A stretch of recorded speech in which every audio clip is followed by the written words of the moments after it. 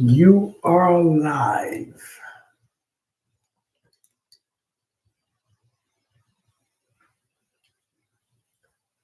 Welcome, welcome, welcome. Welcome, welcome, welcome. How y'all doing? Make sure I'm straight. Look at the screen. Let me make sure I'm straight. I'm not glitching. I'm not glitching too much. I hope everybody's having a beautiful day. Let me make sure I'm straight, straight, straight. Let me see how this works. How y'all doing? Okay.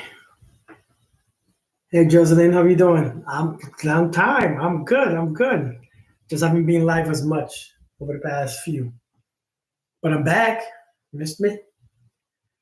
Greetings everyone. Greetings. It's good to be here. It's good to hear. I want to talk about moving on today. Because I think that's what many of us have the biggest issue with how to move on, especially from past relationships. I think we struggle with that so much. And it's whooping most of our asses, moving on with a relationship that we don't understand. Jocelyn, let me know if you can hear me. Let me know if I'm clear. Let me know if I'm glitching. Let me know if I'm glitching. Let me know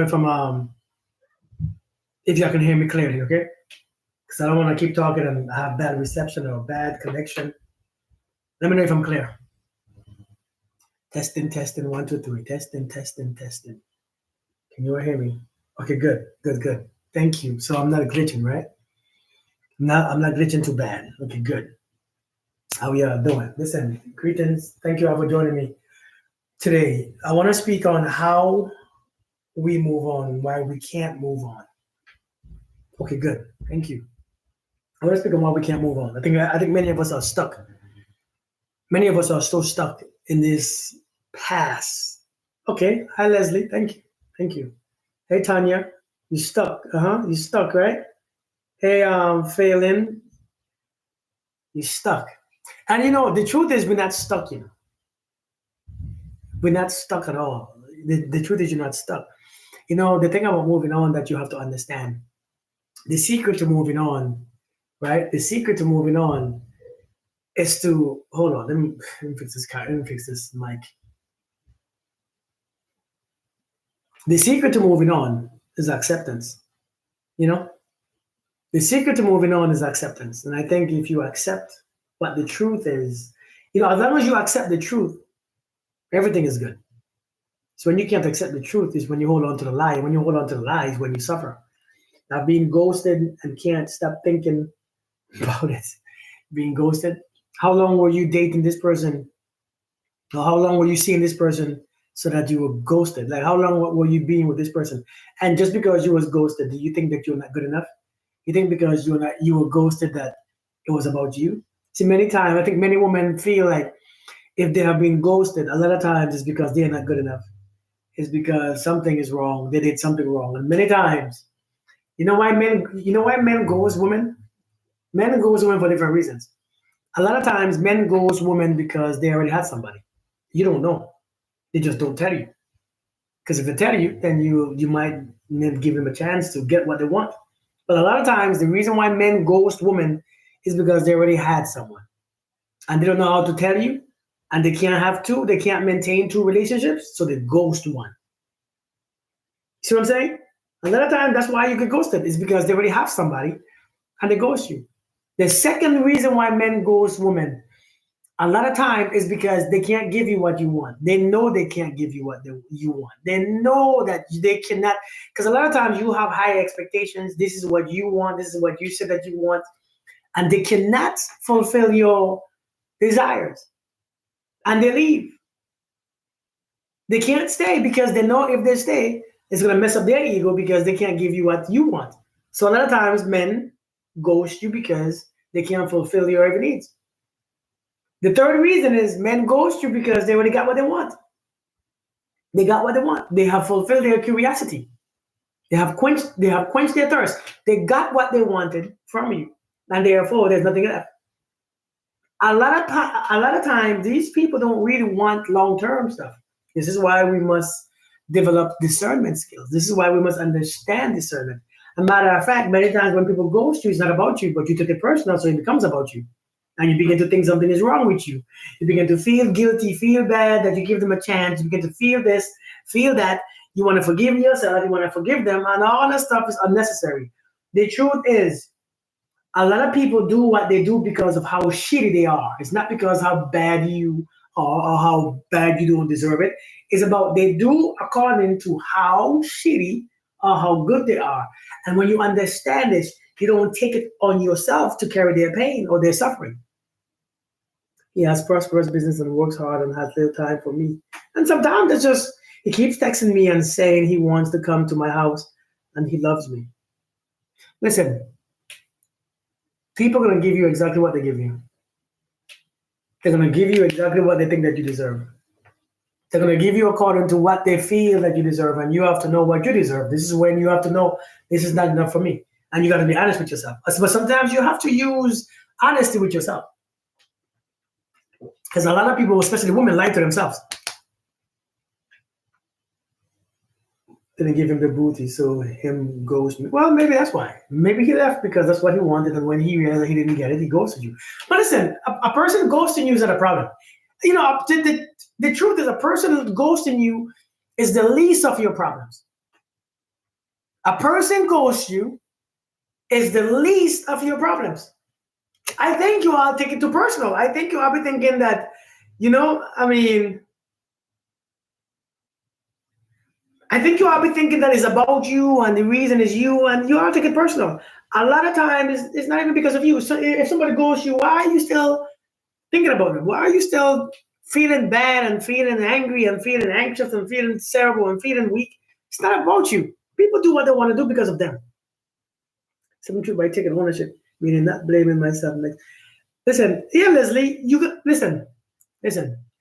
You have to accept the truth. Sometimes the truth is you didn't listen to your intuition. You know, a lot of us don't listen to our own intuition. A lot of us don't listen to our intuition. Hey, Melina, how are you doing? A lot of us don't listen to our intuition. A lot of us have this gut feeling, no matter how things look, no matter how things seem, something is off, something feels off, something looks off, something tastes off, it smells off, and you still ignore it because it looks good. It tastes good.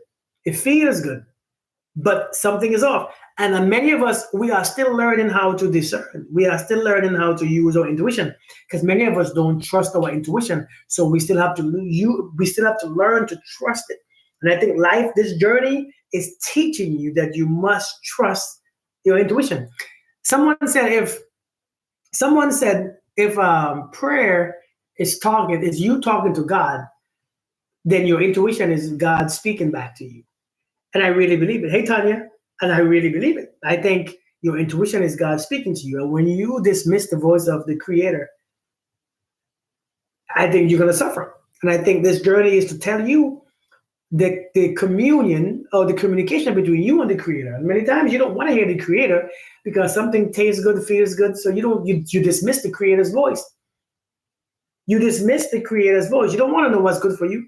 You really don't want to know what's best for you. You want to know what tastes the best or feels the best. I think human beings are all into their feelings too much, especially you are.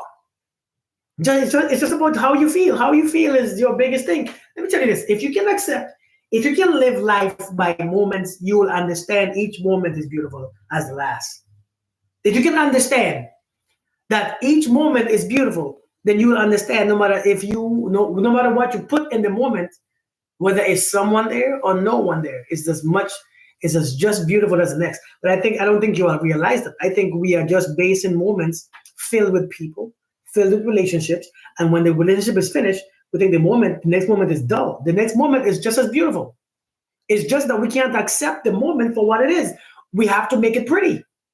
We have to make it fulfilled. We have to make it come to life in some type of magical way. We have to make it with some people doing some things and fun things and trips. And if there's nothing happening, you can't enjoy the moment. If you learn to enjoy each moment, you realize that healing is only in that moment. That's all healing really is accepting each moment as it comes. If you can accept each moment as they come, there's no need to heal like that. The reason why we gotta heal continuously is because humans just keep resisting the moment. And what life is measured in is moments. Life is only measured in moments. And if you can't accept each moment, you're gonna suffer. I think Keisha Cole made that song, You're Gonna Suffer, because we suffer, because that's what we do. We suffer. We just suffer and suffer and suffer. And that's because one moment to you is beautiful. Yeah, we need to learn how to be still.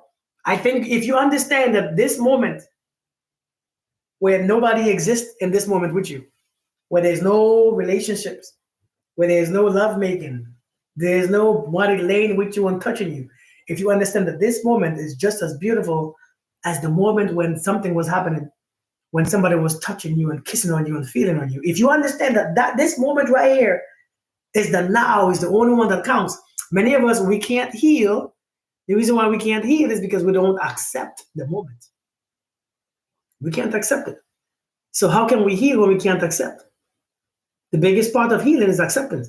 And I think one of us, for some reason, many of us even believe that we love the wrong person. Hey, Jennifer, good morning. Good evening, Johnny. I keep hearing people say, I fell in love with the wrong person. I married the wrong person. I dated the wrong person. Hey, Manitra. Hey, Eva, how are you doing? I'm in love with the wrong person. But you can't do that even if you try. You can't love the wrong person. You can't be with the wrong person. However, you can expect from the wrong person, but you cannot love the wrong person because love is not even yours. And I think if we understand this, because many of us, we're still caught up on the idea that we fell for the wrong person, or we slept, or we were with the wrong person, or we married the wrong. Many of us can't let go of that. We think that we have to forgive ourselves for being with the wrong person. What's up, Kylie? How are you doing? Thank you for the gifts. Seriously, many of us, we can't even move. We haven't even experienced that moving on yet because we're still hung up on being with the wrong person. How did I end up with the wrong person? You cannot be with the wrong person. And the longer you stay with that person, is because you even needed that person even more. Because that person had to show you something. That person reflects who you are. Hey, Jolie. Hey, sweet smile. How are we doing? That person reflected who you were. That person reflected your innermost, deepest energies because you have never seen it. You haven't seen yourself. You haven't heard yourself. You haven't smelled yourself. You don't know the funk that's going on within. You haven't experienced yourself. You don't know what's inside there. You see, you can know what's outside of here, but to know what's inside here, only when it comes out. And that person brought it out. That person was the only person that you give permission to bring it out. See, every level of your journey, you give certain people, you give individual certain what's the word I'm looking for? Opportunities to bring it out, privileges to bring out what's inside of you. You give people the opportunity or the privilege to bring out what's inside of you so you can see what you have. Because many of you don't know what you're carrying. Let's be real. You don't know what you're carrying. That's why when you see it, you don't know how to react to it. That's why when you see the first time you feel insecure, you don't know what to do. Hey, Reese, the first time somebody leaves you, you don't know what to do. The first time somebody calls you a name, you don't know what to do, because you haven't seen that version of you yet. So you need somebody who can reflect to you what you really feel inside. The first time you experience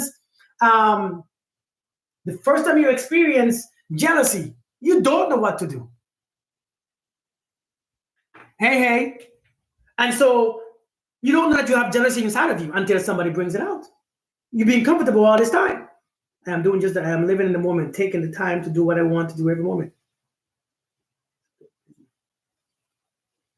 But seriously, the algorithm being hiding you. Yeah, I know, right? They don't like me much. But thank you for joining me today, though, Dr. Stephanie. But yes, so the truth is, many of us can't move on because we're still holding on to an idea that we were with the wrong person. Desmo, how are you doing? Again, you was not with the wrong person. You was with the right person. The way how, hey Gail, the way how life evolves us, the way how we evolve is amazing. The way how human beings evolve, the way how the evolution happens within us, it is so beautiful. It is so beautiful that we attract exactly what we need so we can evolve. Ain't that beautiful? That we can attract exactly what we need to evolve. And even though we are attracting it, and we don't even realize that we are the one attracting it because we have to. We are like this self-evolution experience. Because the truth is, you will and you must evolve. You will evolve. You will go. You will evolve. You have no choice. And so then we experience, hey, Carol, how are you doing? So we experience situations and circumstances. We are drawn to people. We are drawn to experiences that makes us go through them. And when we go through them is when we evolve from where we were.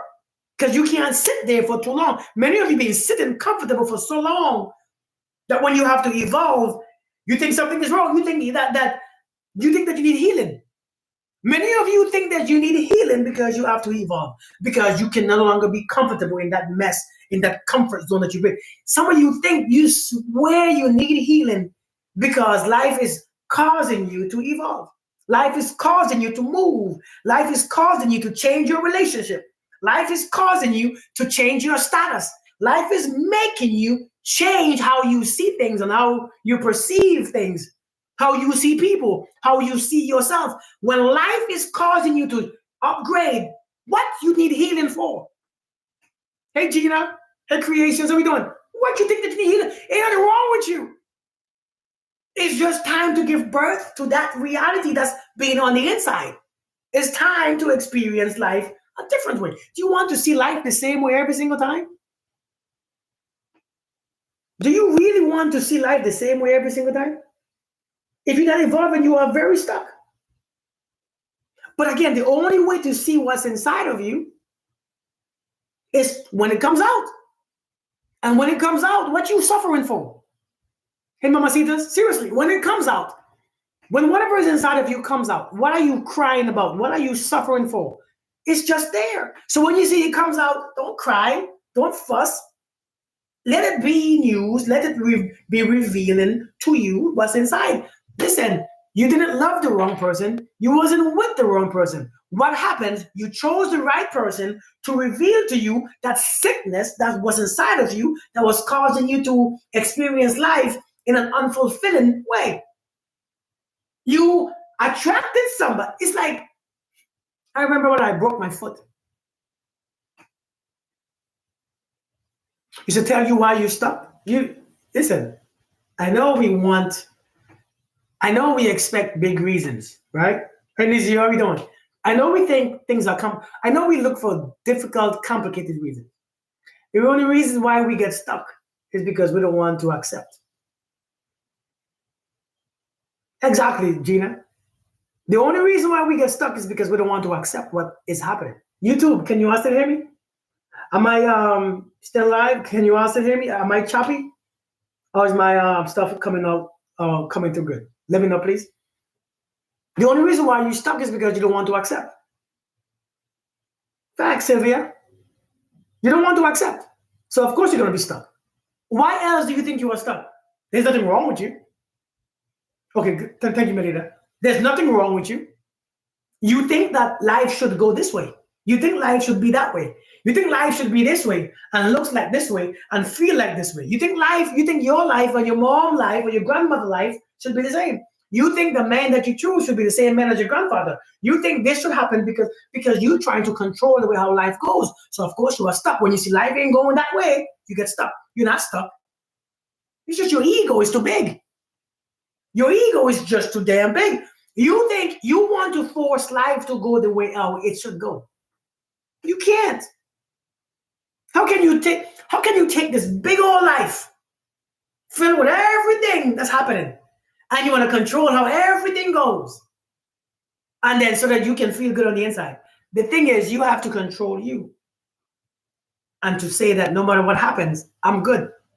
But you can't trust saying that. You can't say that because whatever happens, you are not good. Because you being good is too dependent on what happens. See, you being safe or you being happy or you being strong is dependent on what happens on the outside of you. The reason why you are stuck is because you don't want to accept life as what it is. And if you don't want to accept life as what it is, death is right there. You can get it. You just don't want to. You're trying to figure out why he did it. You know what? Do you know what messes people up with moving on? Because you are trying to figure out blessings to you. This killer, this is to you. You know why it make people don't want to feel stuck? Let me tell you why. Because you are trying to understand why he did what he did, why she did what she did. How can they do it? Hey Jesse, I didn't do anything wrong. Why? How can he? I don't understand why it had to happen this way. I don't understand why did he do it. But if it was me, but why couldn't he just do this? Because this is what I would do. So why couldn't he just do this? The first thing that you must understand is that you are not him. You are not her. That's being foolish. Different experiences. Hey, sweet K, different people, different culture, different experience. The one thing that you should know first is you are not him, and he's not you, and she's not you. If you understand this, what's so hard?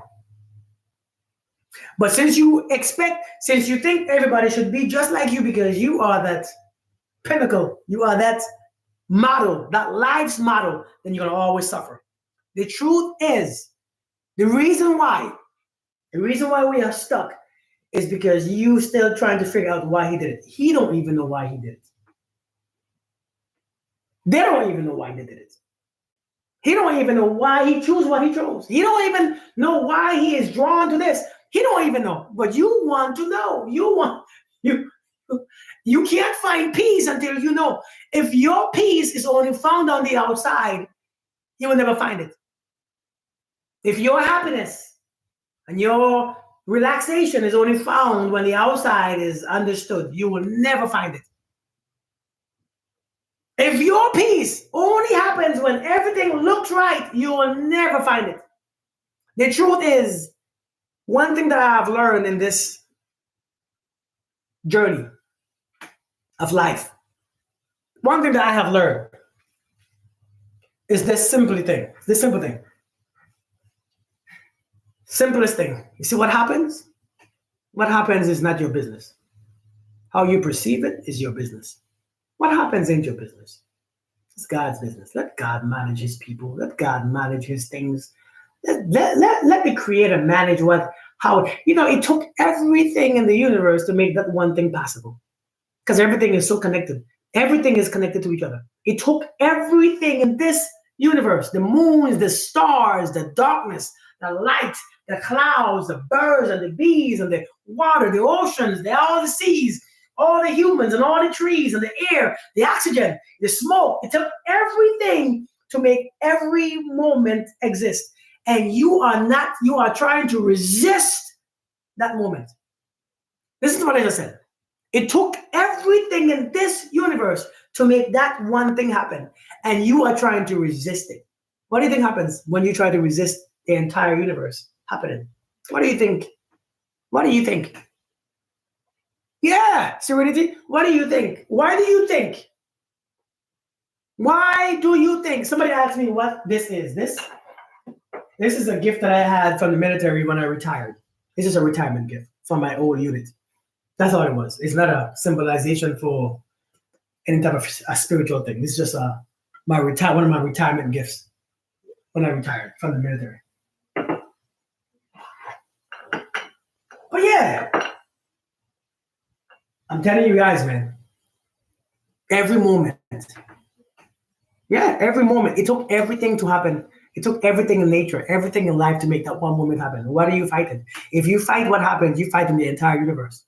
That's why you can't sleep. That's why you can't rest. Thank you, Joey. Thank you.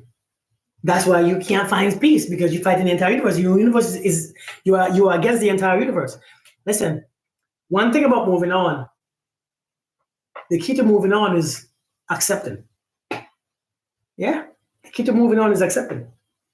Sometimes we need to stop looking for answers. Yeah, because the answers that you seek is within you. The answers that you seek Listen, I'm telling you all, man.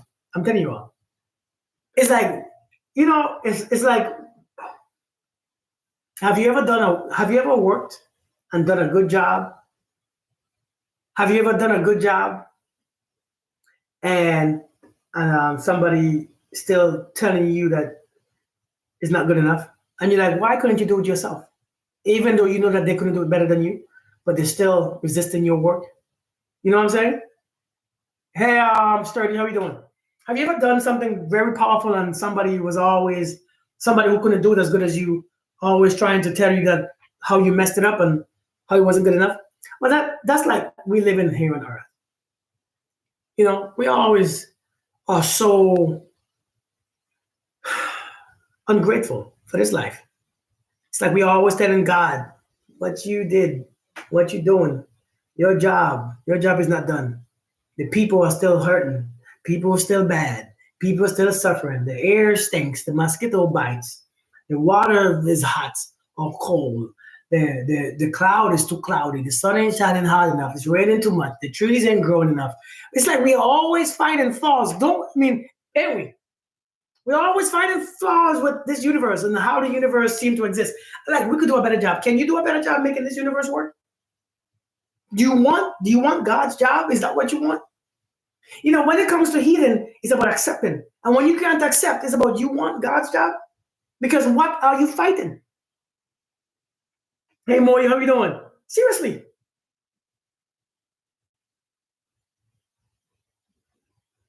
Is it a flaw? Is there cheating going on? I don't know if you're talking to me. I am now. Are you talking to me? Love from Barbados. How you doing? I'm from St. Vincent, by the way. I'm from St. Vincent. So I'm your neighbor, naturally. Hey, Lisa. But yeah. But anyways, feel free to ask me questions. Please feel free to ask me questions because, like I said, I think we have some of the hardest times in moving on. You see what I'm saying? I think one of the hardest things that we have because we have people who holding back love from themselves. Many of us are holding back the love for our own selves. We holding back the love. We don't want to release the love that we have in our hearts because we think that we should be better, that we should be this and we should be that. Then I can love myself. I should be here and I should be that and I should have a relationship and I should be happy and then I can love myself. So we've been holding back this love for the longest time. We're not giving ourselves the love. We're looking for somebody to give it to. And this is why many of us are unhappy. We're looking for somebody to give the love that we should be giving ourselves to first.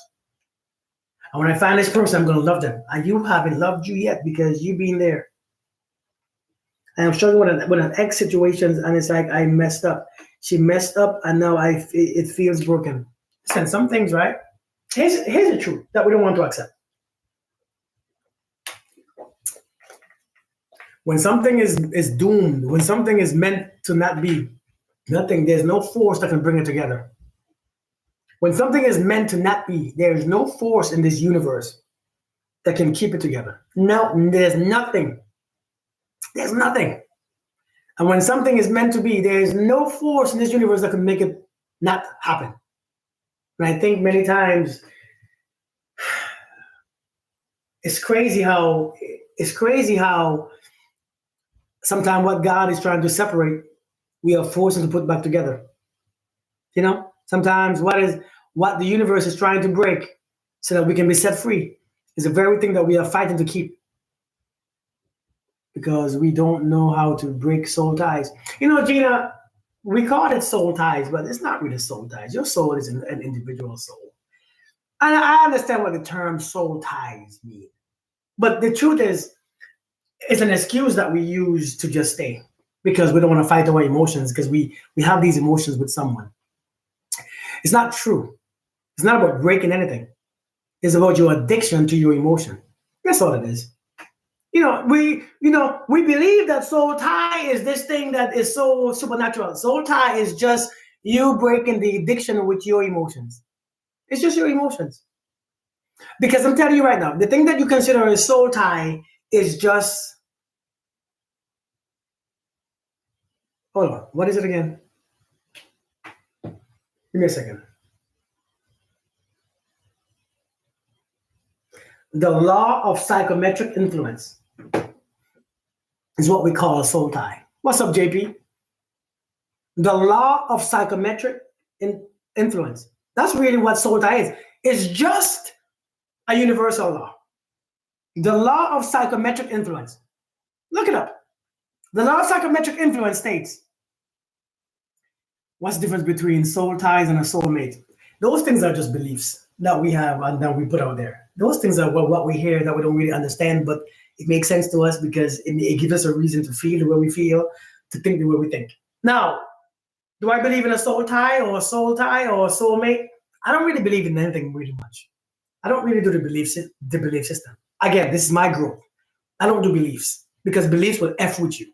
Beliefs will make you think that something is right or wrong, something is bad or good. Beliefs will have you going this way, thinking that this is where you should be, even when life is telling you, hey, I'm here. Hey, Empress. Beliefs will tell you this is the truth when this is not. And it will make you feel so real because it's a thought that keeps going on in your mind over and over and over, and then you accept it to be true. I don't do beliefs. I don't do beliefs. I don't really do beliefs. I don't believe. If you ask me, what do you believe in? I don't believe in much. Because there's nothing to believe. And when I say that, I mean, I choose to know. I don't choose to believe. To believe is to create doubt. To know is to know for a show. You don't know soul ties exist. You don't know soulmate exists. It's something that is terms that we make while we are here. We make a lot of terms while we are here to soothe our pain. Beliefs activate those emotions too, right? Don't it? Exactly. Here's the thing. There's this law. It's called the law of psychometric influence. What it means is this. Okay? It's a universal law. It's like, for instance, everybody knows this, the law of attraction, right? Thank you, Kay. Do we all know? I feel you, creation. Do we all know the law of attraction? Do everybody know the law of attraction? Do we believe in the law of giving and receiving? Right? And we believe in the law of, just regular laws. Well, upon those laws, there's also one called the law of psychometric influence. It means this. When two objects come together, right? If, let's say relationship, let's say sex, let's say I bump into you. When two objects come together, when it comes together initially, the first time it comes together, what happens? Based on the reaction, the amount of reaction, meaning as human beings, the way how you respond with your emotion and your feelings, the greater the emotion is, the greater it controls you and influences you, no matter how much time or distance between you and it. Let me say that again.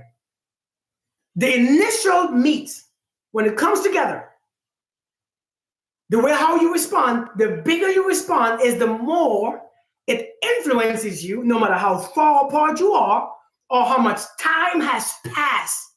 You are being influenced. That's why listen, the people that you slept with, let's be real, we all adults here, right? Hey, Ashley, we all adults here. The folks that you slept with, let's go deep. Let's go adult. Can I go adult? Can I really go in tune? Can I go deep in being an adult here without nobody getting offended? Thank you, creation. Can I go? Do you all mind if I go naturally? Can I just be natural and say what I want to say without being judged or ask really quick, crazy questions? Go adult, right? Get it out. Okay. All right. So now you all don't blame me, right? I'm gonna get it out. I'm gonna be real. I'm gonna go adult. This is adult chat. Okay. If you're a child, please escape. If you sleep with someone, do you notice when you sleep with someone, or if you talk with someone, if you don't really like them that much, if the reaction ain't big, if you slept with someone and you don't have a good experience and you don't really, you notice that the next day you can forget about that person? You don't think about that person. If I ask you who you slept with, that person will even come to your mind because it was the reaction wasn't strong.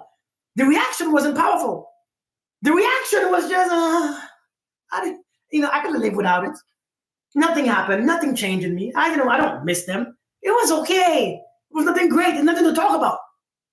But if you was with someone, or if you slept with someone, ooh, and that thing was life taken, breathtaking, body taken, experience was to the extreme, and your body and your mouth and your eyes and your lungs and your everything was just bam. That's what you consider soul tie, because now you can't think straight. Now that connection is formed. Now that psychometric influence is now become strong. That person calls you, you see that call on the phone and you get excited, don't you? Sometimes you think about a person and your body begins to react, don't it? You hear a person's voice and your nipples start to get a little hard, don't it? Sometimes you go to sleep, and before you sleep, that person is on your mind, ain't it? Sometimes, or you go eat your cheesecake, something, and your body begins to just, because why? Because now, I'm telling you, now what happens is that naturally you are connected. That has the emotional response have connected you. Now you influence that person influences you. It's called an influence. You call it a soul tie because you don't understand. Thank you, Mandy. Because you don't understand. You think it's a spiritual thing. It's a spiritual thing. But understand, it's not something that you are stuck with. It's not something that you are stuck with. It's just something, because naturally, that's how things are. When two objects come together, based on how the reaction is, it's like trauma. What do you think trauma is? Trauma is actually the law of psychometric influence. When something happened to you, the way how you responded bonds you to. So if you can think about the trauma comes back in you. If you have the same feeling, the experience comes.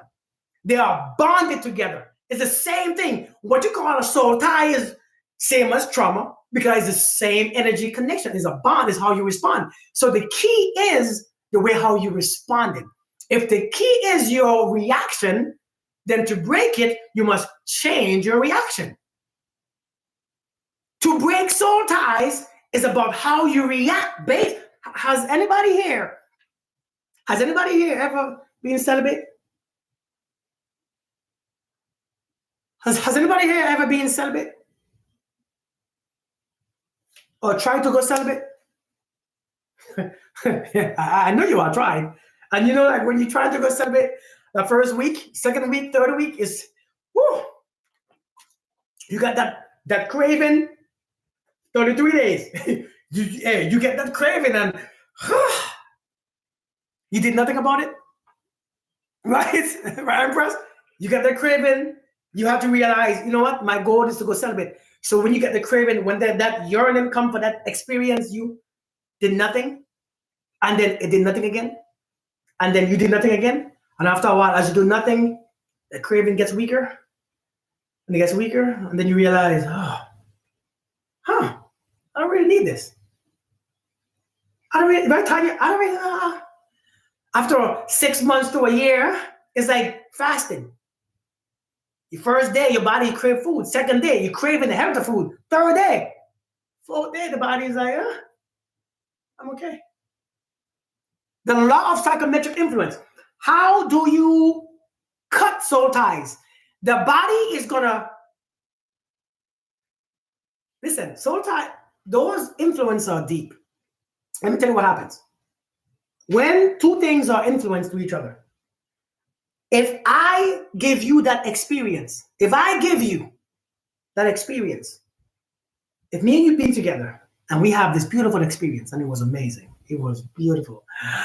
You have a reaction, I have a reaction. I have the power to call you back. And to call you back, I can think about you. If I can think about you, see, the mind travels through time and space. The mind, see, a thought travels through time and space and it connects to you instantly. If I can think about you, I can influence you. If you can hear my voice, I can influence you to do exactly what I want you to do. It's that powerful. This is why you must be awakened. This is why you must be awakened.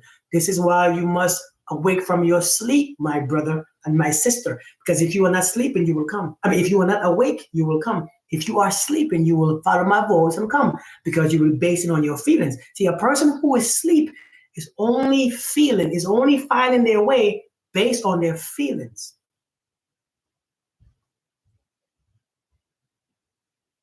But then my body was vibrate. Mantras in there. Good, good, good, good, good. I am not nothing good. Check this out. Of course, it's a lot of mental thing. If you are sleeping, understand this. Your biggest issue is your feelings. I always say this. If you are sleeping, you have to depend on what you feel. You have to feel to get. A blind man, again, will feel with the stick and with his hand where he's going. If you always depend on your feelings, now this could be taken two ways. If your feeling is what you navigate life with, and I ain't talking about the feeling of that connection to the creator. I ain't talking about the feeling based on intuition or discernment. I'm talking about the feeling when you just gotta do what you feel. But I love him, so I must be with him. But I like it, so I must. I love candy, so I must eat candy. I love, but I feel so sad. I'm always sad. I feel, but I'm talking about those feelings. A blind man has to go by feelings. You have to feel. So when you are blind, if you are in your feelings, you are sleeping. When it comes to soul ties, soul ties, you have to be asleep to answer everybody's call. But if you have the power to go celibate, you understand that is the same thing. So when I am connected to you based on the psychometric influence, the law of psychometric influence, if I'm connected to you, I understand that I will miss you. I understand I have a want for your body. I understand that I want to feel your touch. I understand that when you think about me, I think about you. I understand sometimes when you send me energy of horniness, I get horny. I understand that you have the power to call me back. I understand that you have the power. Because we are influenced by each other. It's energy. Once my energy and your energy has intertwined or mingled, once my energy and your energy has joined, I just can't free myself easily. I just can't detach. Many of you think that the law of detachment, see, some of you all think detachment is to just walk away. Man, listen, if you don't like somebody, walking away is easy. That's not detachment. That's you just not liking them. If you don't love somebody, walking away is very simple.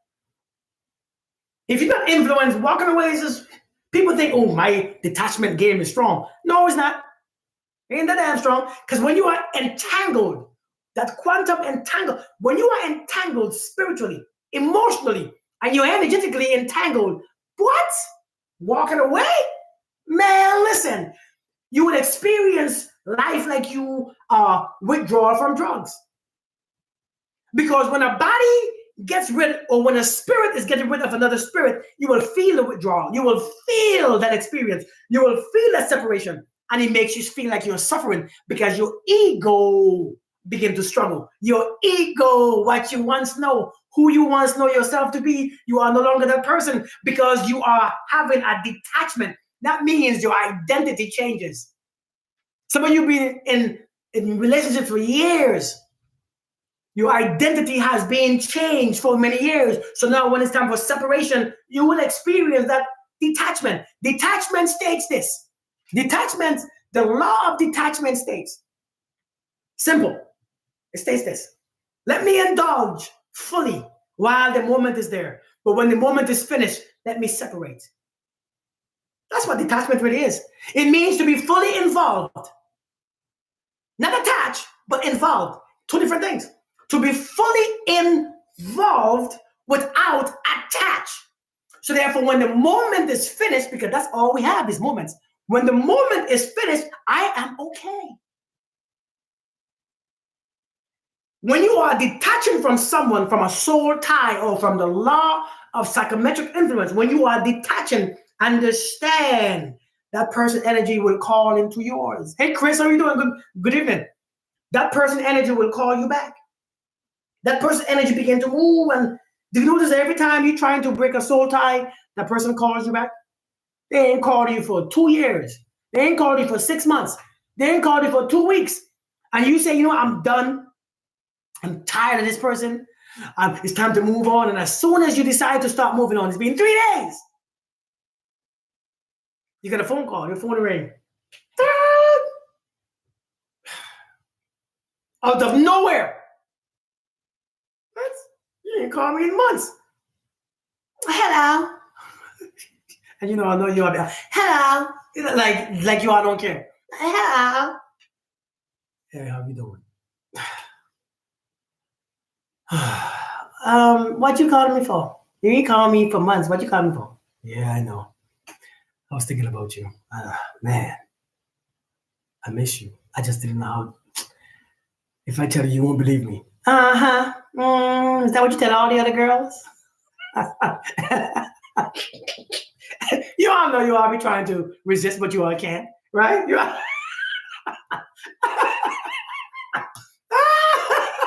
all be trying. It don't work though. It don't work. So don't do us like that. Uh-huh. So listen, I was thinking about coming over. Coming where? You know, coming to your house. I mean, you excited too, you know, you smiling too, but he can't see your face. Coming to my house? Yeah, coming to your house. I mean, I guess. But listen, ain't nothing gonna happen anyways. So, you know, nothing gonna happen.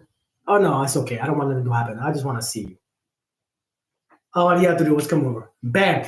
Because the attachment, that damn connection, that damn influence is still there. All he has to do, he knows what to say, what to do. His energy moves your energy. Understand what you call the law of psychometric influence. When I move, you move. Just like that. When I move, you move. Just like that. That's what influence is. And you don't understand how powerful that influence really is. The law of psychometric influence. So now, how do you beat that? Just like that, right, Gina? How do you beat that? The same thing that you did when you was practicing celibate, when you was practicing your celibation, your celibacy, when you was practicing your celibacy or your fasting or your tea is why it's very important to practice fasting. It's not just about God, it's about creating discipline. It's not just about God, but it's about practicing discipline. Because when I say I am not going to eat meat, I don't eat meat, I trust my words. I must trust my words first. I must believe my word. I must experience my words. Hey, Yvonne, how are you doing? Good night, Yvonne. I must believe in my words. So when I say I am not going to have sex, I must trust and follow through with my words no matter what I feel. It's called discipline. That's how you begin to trust thyself. And that's then how you begin to know thyself. See, to know thyself is to be disciplined, to know what you will or what you won't do, no matter what happens. Hey, Flojo. Hey, Ruby, no matter what happens. So now, when I say I'm not going to have sex, no matter what I feel, I do nothing. So to break this tie, what you call a soul tie, to break this, you're going to feel. You're going to want to move and jump. You're going to have naked. When you see him or her, you're going to want, oh, shit, let me control myself. You want to put your pants down. Hey, Sandy Sands, how you doing? You see her, you want to put your, oh, I can't do it. And you do nothing. And you sit your ass still and do nothing. Let me say it again. The same thing that you did when you was trying to stop eating for a couple of days, or when you tried your celibacy, or when you didn't eat meat for 5 days, or when you didn't drink juice or alcohol, is the same thing that you want to do. You want to sit your ass still and do nothing. Because when the influence come up, you want to sit your ass still and do nothing. Because if you want to do something every time you feel like doing it, every time the feeling comes, you want to obey the feeling, because you can obey the feeling or you can obey your words. You can obey your feelings or you can be disciplined and obey your discipline. You can obey your feelings or you can be disciplined. You can obey your feelings. Your feelings could be your masters, or God can. You have to choose who you are obeying. Choose today who you serve. Choose who you serve. Some of you keep serving your own damn feelings. And every time you feel it, you want to fall. I feel sad, so let me be sad. What's up, John Blake? How you doing, my brother? How you doing, man? Hey, Nola. Good evening. I feel lonely. Oh my God, let me be lonely. I feel this. Let me be this. Hey, Romani. I feel tired. Let me be tired. You don't have to trust your feelings all the damn time. Your feelings are based on the initial response that happened the first time.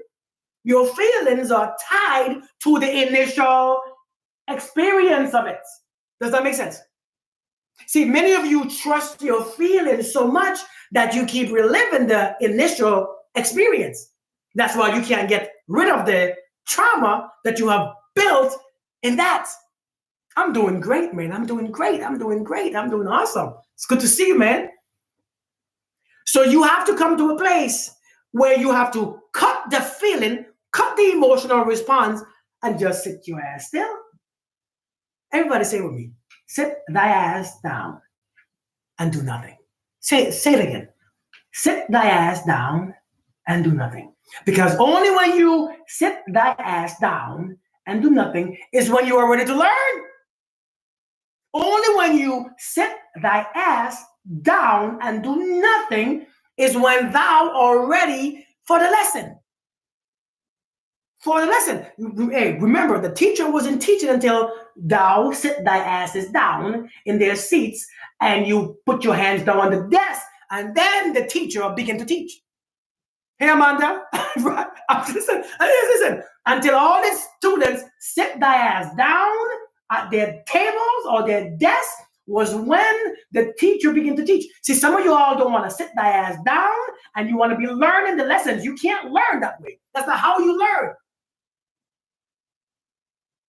That's not a black number.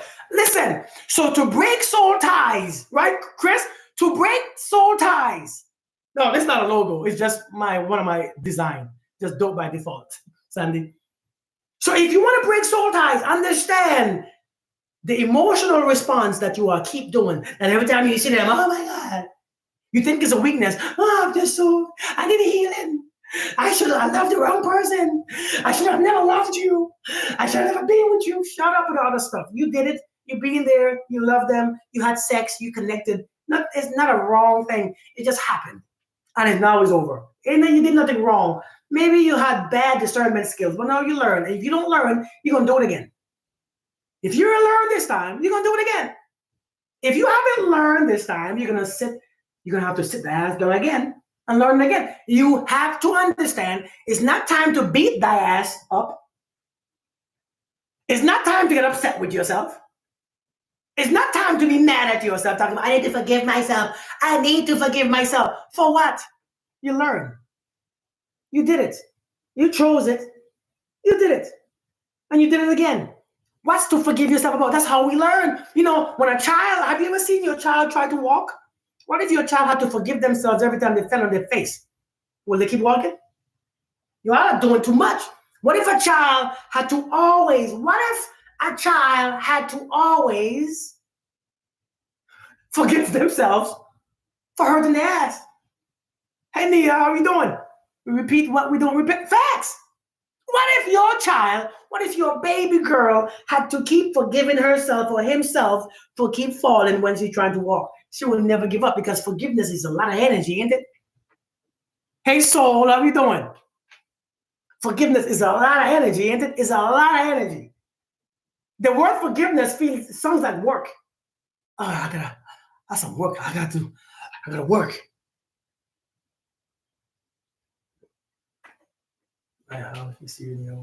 Thank you so much, Mel. Thank you so much. I'm telling you, y'all, give yourself a break. Hey, Amari, how you doing? Give yourself a break. Relax a little bit. Chill out. You ain't been here that long. You ain't been here that long. Relax. Don't flatter yourself thinking, I should know better. How? Why? Why you? Who do you think you are? You think that you've been here longer than everybody else? You've been here a few years, and you have been through this a few times. See, some of you all, the problem is You already have it in your mind when you meet somebody. Thank you, soul. I'm glad to see you too. See, many of us, our biggest issue is we have it in our minds where we want things to go with a specific person. And when we have it in our minds where we want it to go, when it don't go that way, we suffer. Life. Thank you, Anitra. Life. Imagine. Imagine this moment right here. Mari, I know, right? I have like 5 of them jokers trying to give people readings. Imagine this moment, as lovely as it can be. Imagine this moment was given by the creator himself, or itself, or herself, whatever it is. Imagine God created this moment just for you. Imagine this moment right here is what we all need. This moment. Because without this moment, none of us would be here. Without this very moment that I'm speaking right now, none of us would be here without this moment. So this moment, we are all here. We are all breathing in the same energy. We are all experiencing life. We are all in this moment. And no matter what you do in this moment, if this moment didn't exist, you couldn't do it. If this moment did not exist, you couldn't do what you was doing. You can't do what you want. You can't be making sweet love because this moment don't exist. You can't be laying there butt naked because this moment don't. You can't be eating no cheesecake or no chocolate chip cookie with ice cream and the cookie is nice and warm and the ice cream is melting. One scoop with some sprinkles and some chocolate fudge sprinkled over the ice cream, and the cookie is nice and moist and soft. And you put the spoon in that cookie and that ice cream to get enough of that sprinkle and just enough of that chocolate syrup. And when you put it in there, you felt the spoon hit the plate and it says, ping, and you lift it up and you take that spoon to your mouth and you tasted that moment. It's a comeback. Or popcorn, right? Or popcorn. Without this moment, you can't enjoy that. But some of you are ready to get rid of the moment and hold on to what happened. I went deep with ice cream, right? Some of you are quick to, you just dismiss the entire moment thinking that you didn't need that lesson. If you didn't need it, why are you suffering then? Come on, talk to me. Cheesecake. I like cheesecake. The moment is the beautiful thing. It's not the relationship. It's not the person. It's not the cheesecake. It's not the ice cream. It's the moment. And we forget that so much. It's the moment that you are addicted. It's the moment. Hey, passion, how are you doing? It's the moment that's beautiful. It's just that you are taking something and filling that moment with it. And understand when that thing is finished, the next moment is just as lovely. You can do something else. You sure did with the ice cream. I sure did. You have to enjoy. Listen, the reason why we suffer is because we cannot accept this moment. What is this moment for? What is this moment for? Why do you think this moment right here was given to you? Why do you think that you are blessed to be in this moment right here? Why do you think this moment exists? Let's be real. Why do you think? Is it for you to suffer or to live? And I can't tell you which one is true or not. I can't tell you which is the right or wrong answer for you.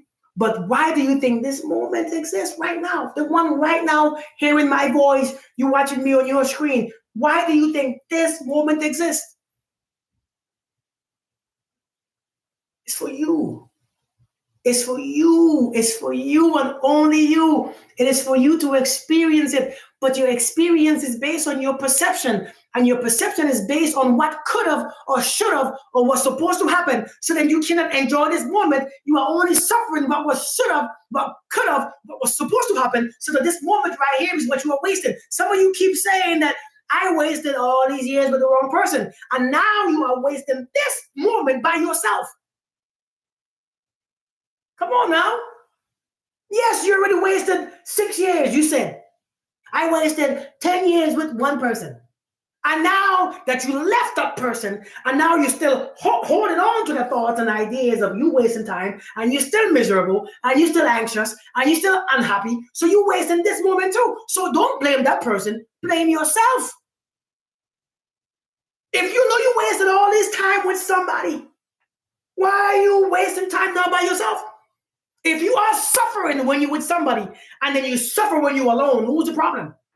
Come on now, let's be real. Let's be real. Why leave just to suffer? Come on now. Let me know. If when you're with people, you're suffering, you feel this, you feel lonely, you feel anxious, and then you leave, and then you still feel anxious, and you feel this, and you feel lonely. What are you doing? What are you doing? What are you really doing? What's your point? What's your point?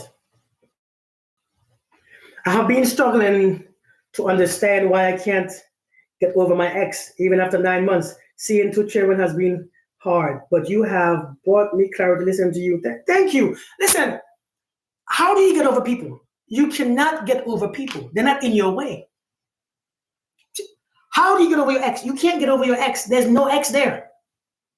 You can't get over your ex. Hey, Fiona, how are you doing? You can't get over your ex because that's not your problem.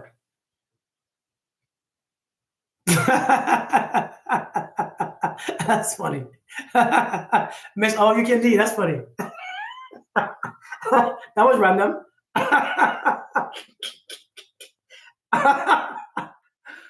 How do you get over somebody? You don't get over people. You don't have to get over people. You know what I mean? You don't have to get over anybody. Why? They're not laying down in front of you so that you can have to walk over them. You know, it's not you getting over. It's just you painted them with your emotion. You remember. Hey, Creative Roots, how are you doing? Remember, hi, Amari, you have a beautiful day. Last school, okay. Enjoy your last school. Love you too. Understand, people is not there to get over. People is there to understand. You are there to understand what's wrong. You get over people by accepting what happened.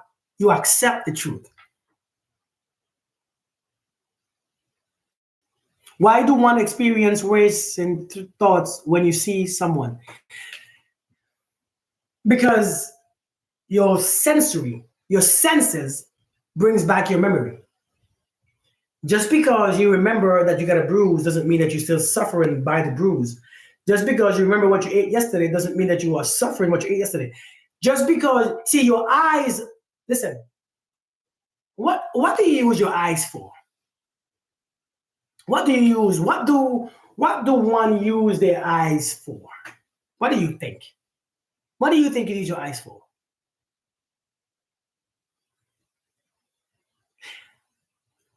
And we might say seeing, but it's not seeing. Because let me tell you why. Okay? Hey, Star, how are you doing? Let me tell you why. When I walked in this apartment the first time, when I was about to get it, I mean, this house.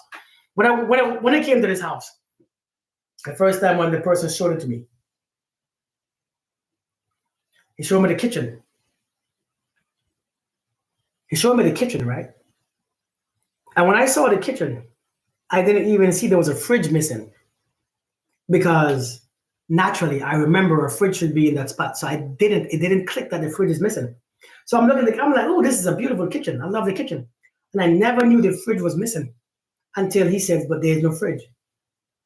I was like, oh shoot. There wasn't? They're not?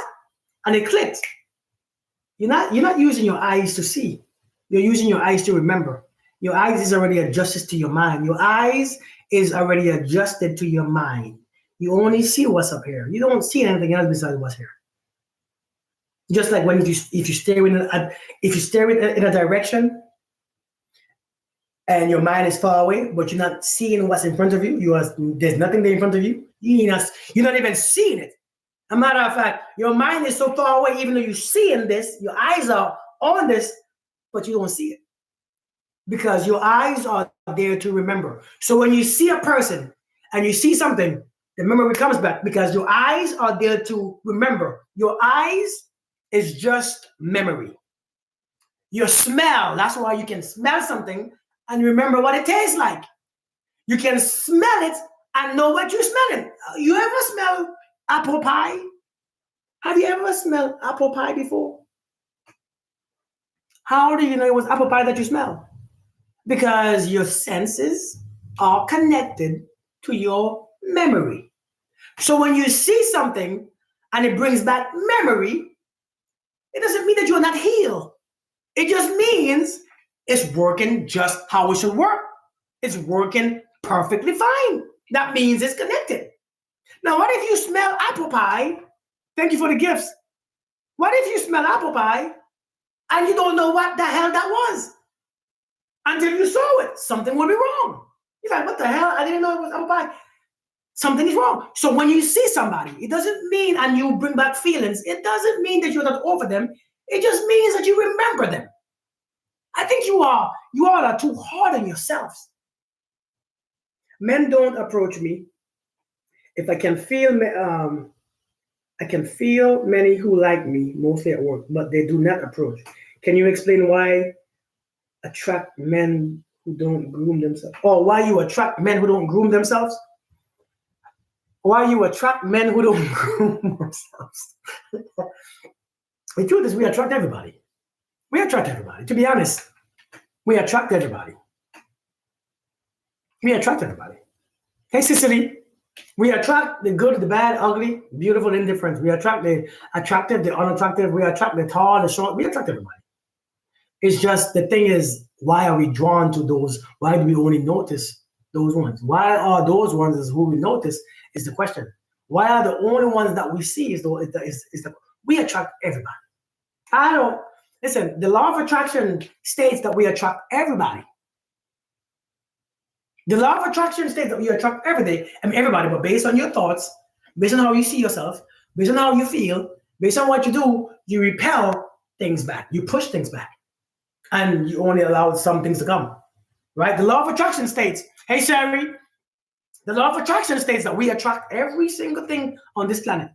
But based on what you think, what you feel, those two things, you push everything back.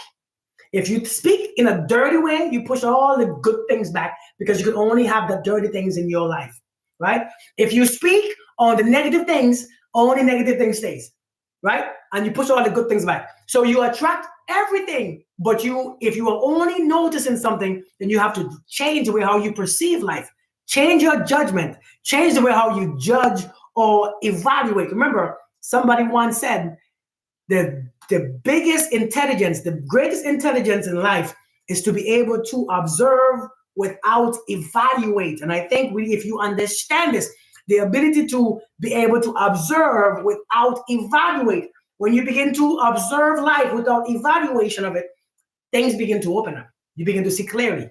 But if you evaluate everything, you begin to judge everything, you begin to back everything up, you begin to resist and all, fight and stop. And then life is not really being experienced. You are just, it's limited towards you.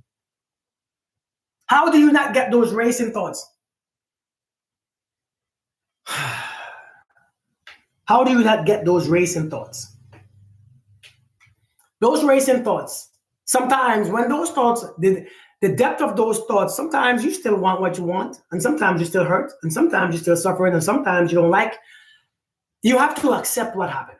The key to life, the key to happiness, the key to peace, the key to love, the key to being, the key to being still. Thank you for the gifts, Michelle. Oh, is it Michael or Michelle?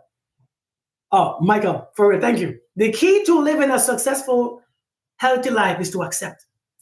I always say this all my lives. Whatever come, let it come. And whatever go, let it go. Because if you can't let it come and you can't let it go, you're blocking energy.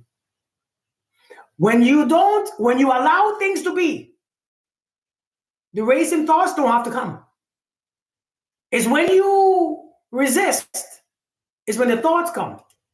Because that's what resistance is. When you resist, don't think about the monkey. The thoughts don't stop, does it? Listen, I know many of us feel like we were being betrayed. Many of us feel betrayed. Listen, you can feel betrayed. You can feel whatever you want to feel. It's only making you suffer, right? Right?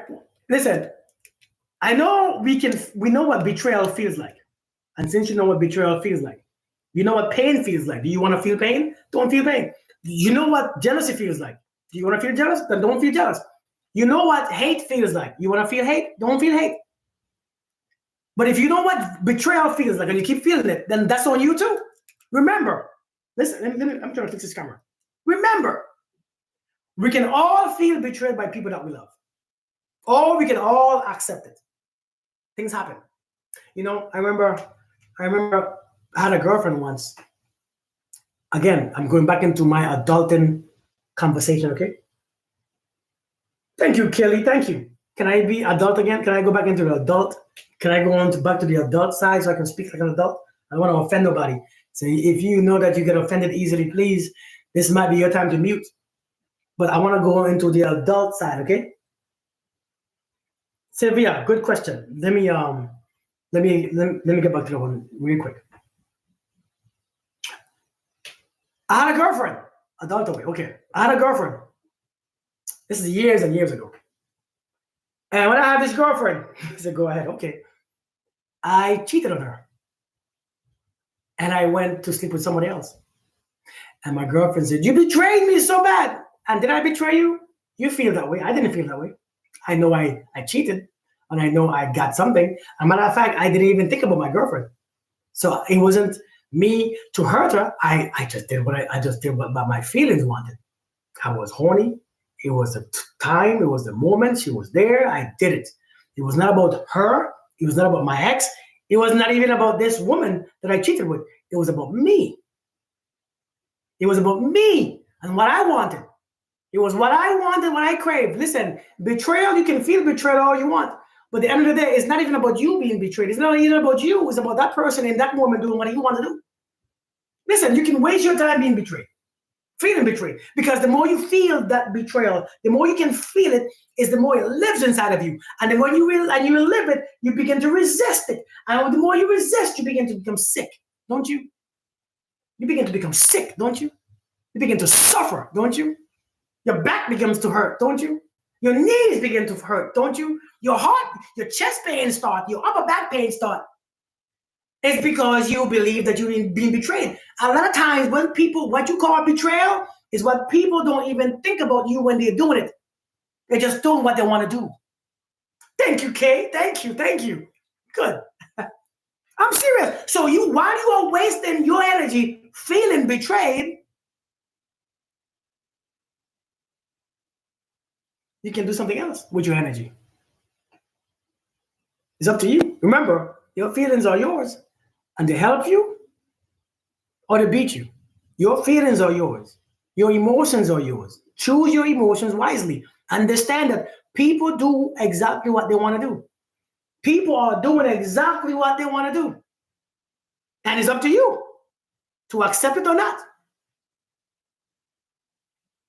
See what I'm saying?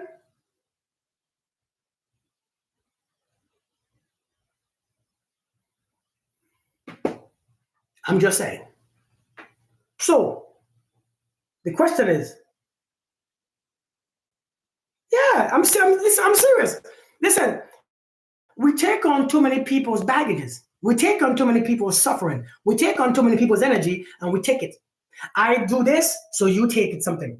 I do this, and you begin to suffer. I take my pee-pee and played with somebody else, or put it in somebody else, or let somebody else touch it.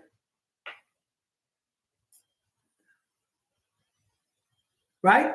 I took my pee-pee and I let somebody else touch it, or play with it, or do something with it, and you begin to take some suffering and begin to suffer and begin to feel. Listen, you have a choice. You can feel that, or you can feel free, or you can feel single, or you can feel happy, or you can feel joyful. Your reaction don't have to match my action. Your reaction don't have to feed my action. You can choose the emotions you want. If you can do this, you understand that you might be free. If you can't do this, you can't be free. Somebody asks, how do you see and not evaluate? How do you see and not evaluate? Because I said the greatest intelligence is to observe without evaluate. Somebody asks, how do you see and not evaluate? Let me ask you a question, right? When you see a person, you know it's a person, Do you have to describe them? Do you have to evaluate them? Do you have to, does that voice comes on in your head? Does that voice always come on and describe that person to break that person down? Oh, he's tall, he's handsome, he's short, he's thick, he's fat. Oh, look at him. He probably ain't no good. He's so good looking. He probably a cheater. Wow. He has long hair. Do you know what when you evaluate somebody? When you evaluate somebody, what happens is this: that place, when you look at something for so long, you are not any longer aware. You're gonna realize that your awareness leaves, and that voice, that internal voice, goes on. When the internal voice go on, you begin to describe what you are seeing.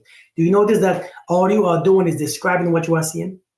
You know, all you do is describe what you are smelling. All you are doing is trying to describe what you are seeing, and you're trying to see if it's good or bad so that you can like it or resist it. You can have a feel for it so you can leave it alone or take it. You can like it or hate it. You can do all you are doing. See, if you look at something for too long, you begin to describe. That voice comes on. That voice that you swear is yours. That voice that you hear every day. That voice that comes on at nighttime.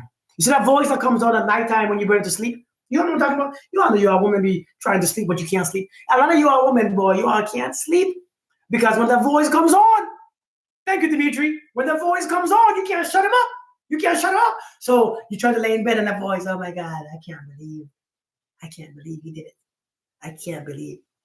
What if I had done this? What I gotta do tomorrow? I gotta do all these things tomorrow. Oh my God, oh my God, oh my God, oh my God. Oh, I did so much things today. I went to work and he pissed me off. You describing everything that you have experienced. You describing what happened, what shouldn't happen, how it was supposed to happen, right? So how it could have happened differently. Your mind begin to talk and chatter. I'm talking about that voice. You think that voice is you, so that's why you accept it. That voice ain't you, because if the voice were you, you would actually it would actually respect you. If the voice were you, it would respect you. If the person was you who keep talking to you when you're about to sleep, what if you had a best friend? Or what if you had a husband or wife or a partner that every time you lay down to sleep, you want to talk or she want to talk? Yeah, you know the voice. What if you had a partner when every time you want to sleep, they don't let you? That's not your friend. When you're mad, they piss you off even more. When you're happy, they make you more happy. That's good.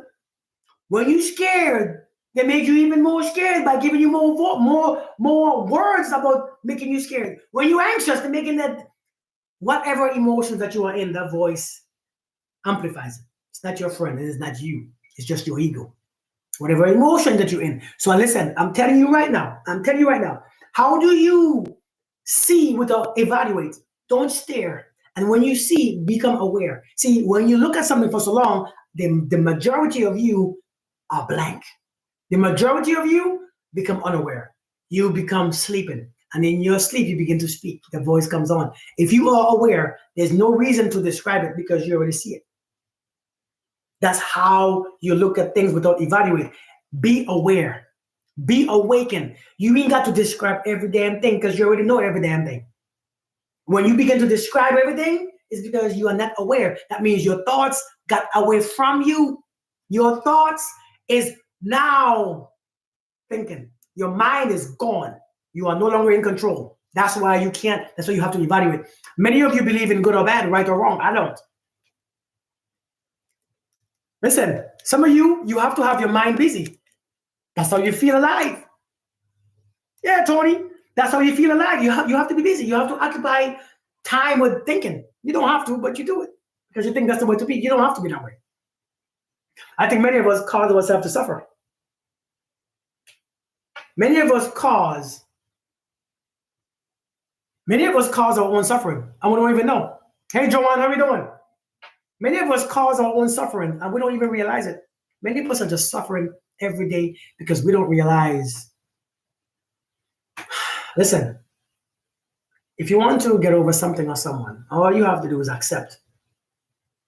It's not your business to try to understand why it happened. How did you get over your breakup? I didn't have to get over my breakup. I accepted it. I don't think you are listening. I got over my breakup because I accepted it. I accepted what I did. I accepted what she did. I accepted how it happened. I accepted it. There is nothing to get over. It's just there's things to accept. You don't have to get over anything. A matter of fact, you can't get over the past. Try it and see if it works. A matter of fact, ah,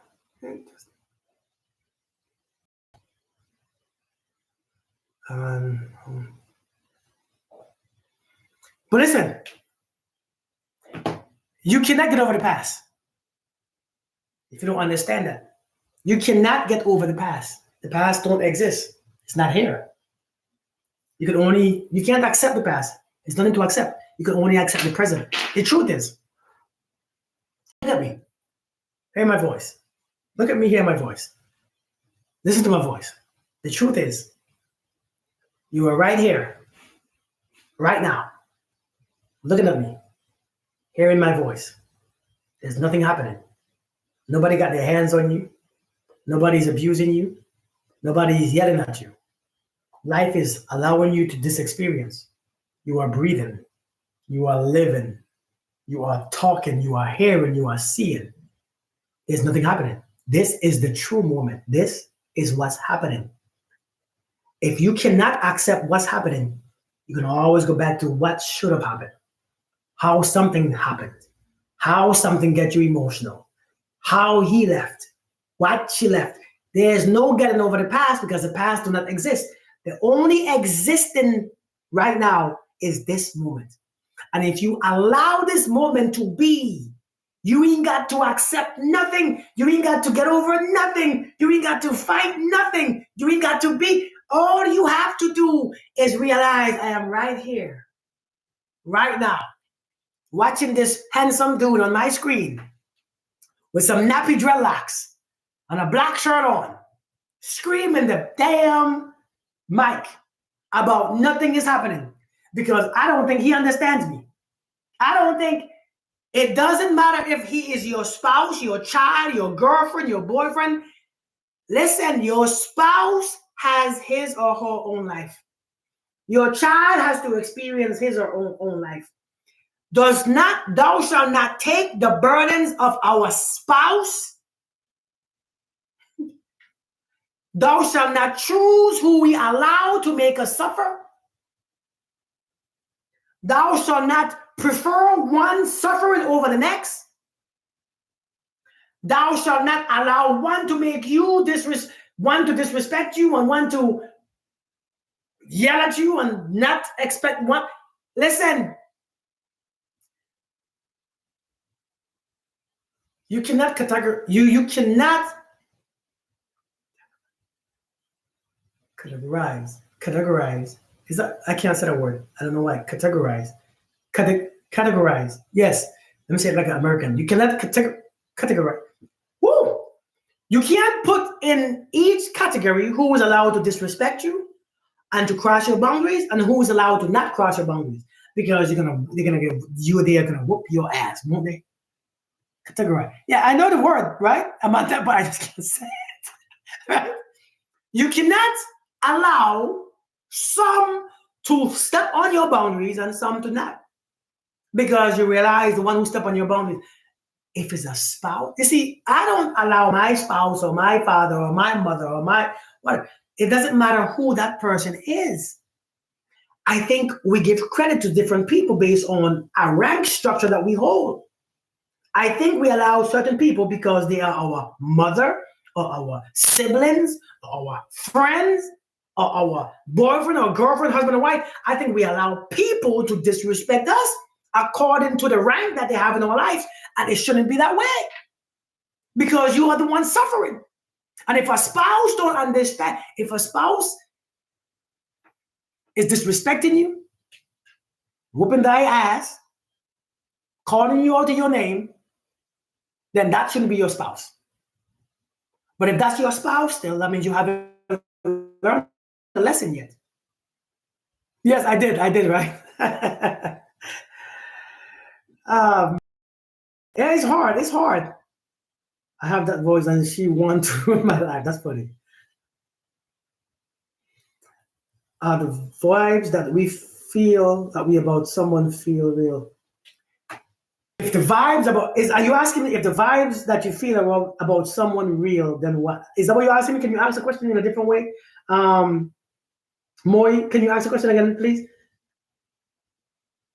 Yes, yeah, right, Yvonne. Yvonne said, stop saying I can't believe this happened. It happened. Accept it. It did happen. Have you been hurt, Kirk? Yes, Moy. I've been hurt many times. Listen, I've been hurt so much that I don't think you believe how hurt I've been. I think people don't ever think the way I speak and the way I smile, people think that I've never been hurt. I've been hurt in tremendous ways. I've been hurt like how you've been hurt. I've been hurt physically.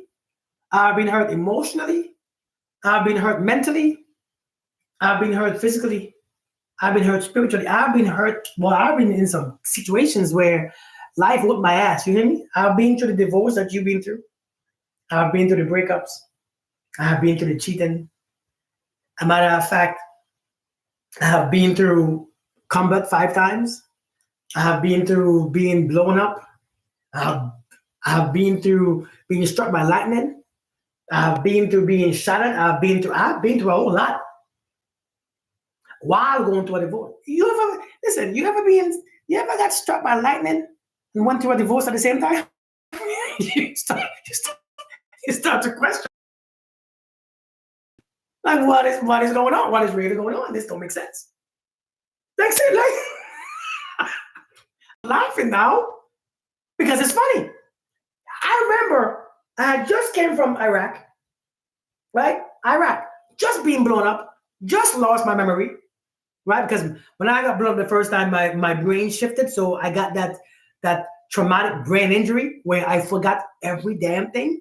I couldn't keep memories in my head. So I experienced that. And then I was going through my divorce. I was going through my divorce. I got struck by lightning. Listen, I think so sometimes we think that we go through so much, like we are the worst.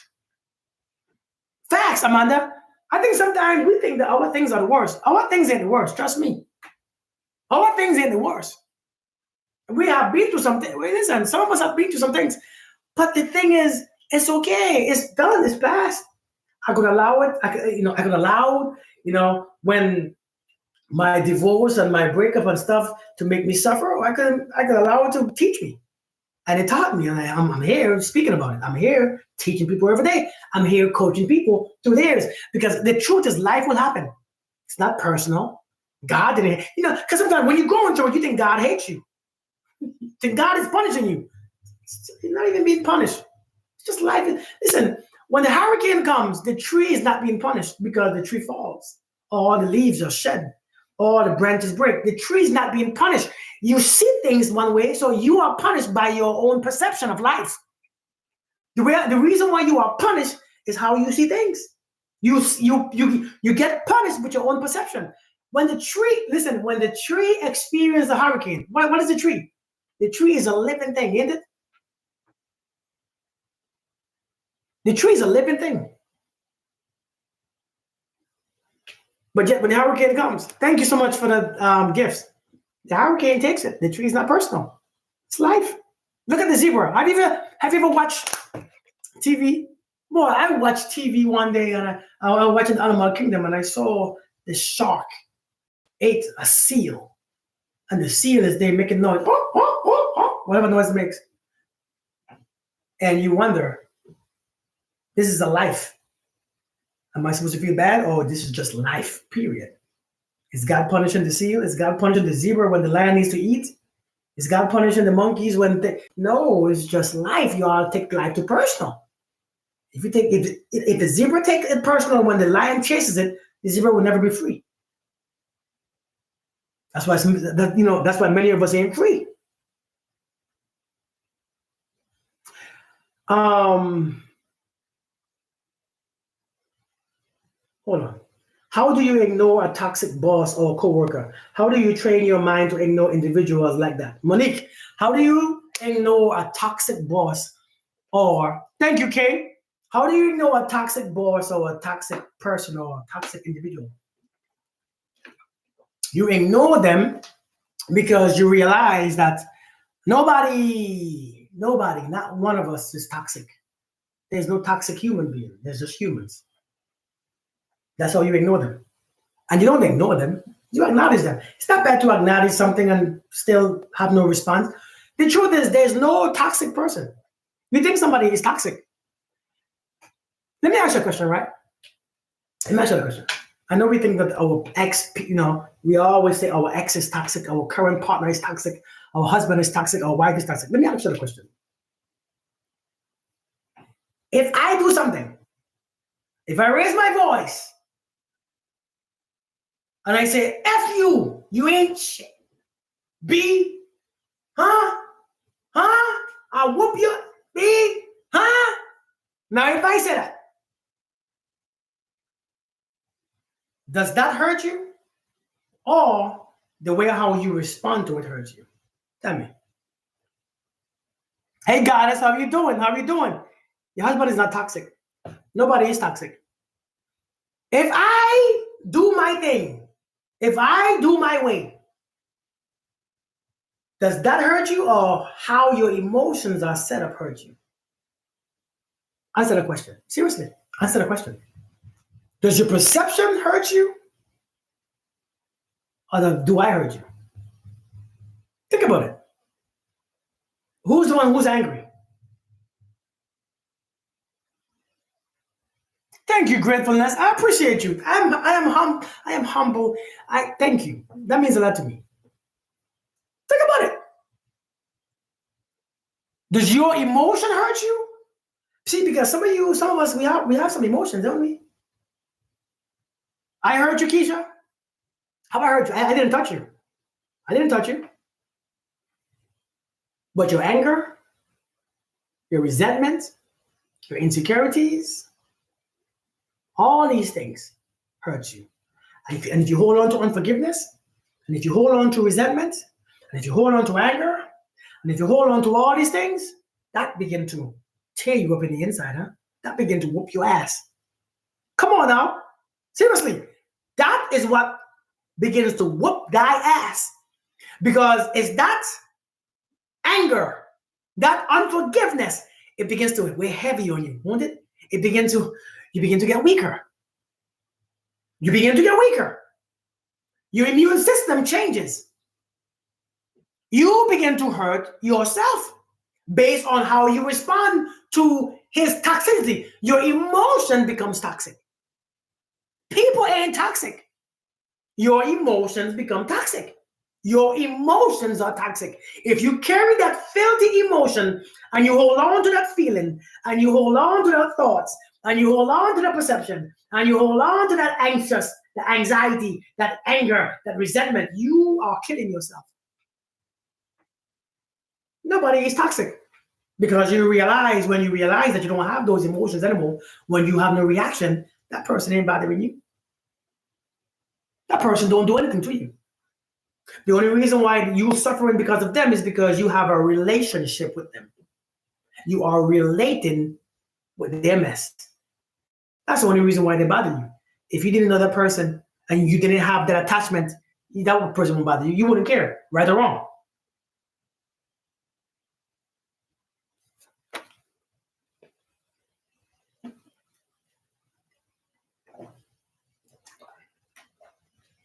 How do you let them go? If they are so toxic, why can't you let them go? What are you holding on for? Hey, Bree, seriously. If they deal with you disrespectfully, remember, this is your perception. What is disrespect? It's your perception. Remember, listen. I think you all think that everybody is you, so everybody's going to be like you and talk like you and act like you. I think you all think that everybody's going to be like you, talk like you, be like you, have your beliefs, have your values, and everybody don't. And it's your business. You are one life. You are one speck of dust in this universe. If you allow everybody to blow you around, you're going to have issues. I think many of us have all this we expect this from this person, we expect that, we expect this, and we are easily feeling this, feeling that because of our perception. You shouldn't be like this, you shouldn't be like that, and we suffer. So it's like we rather give somebody a pill. Hey, listen, I'm going to go to the doctor. I'm going to get a bottle of pills for everybody So you can act right. So I won't evoke my emotions. I won't bring my emotions out. I won't suffer my own emotions, my own perception. That's what we do. We go to the doctor and we want the pills. Is everybody? You see like when people, you see like how when, okay, Star, you see like when people always say, I hate people, people get on my nerve, people this, people that, it's because you suck. I know, I didn't want to disrespect you. That sounds terrible, huh? That sounds very hurtful, but you suck. Because this is a life to live with everybody. You share this with everybody. You share this with the entire universe. How dare you think that they should be like you, act like you? You have the right to exist and not them. You have the right to express yourself, but they don't. You have the right to be who they are. I mean, be who you are, but they can't be who they are.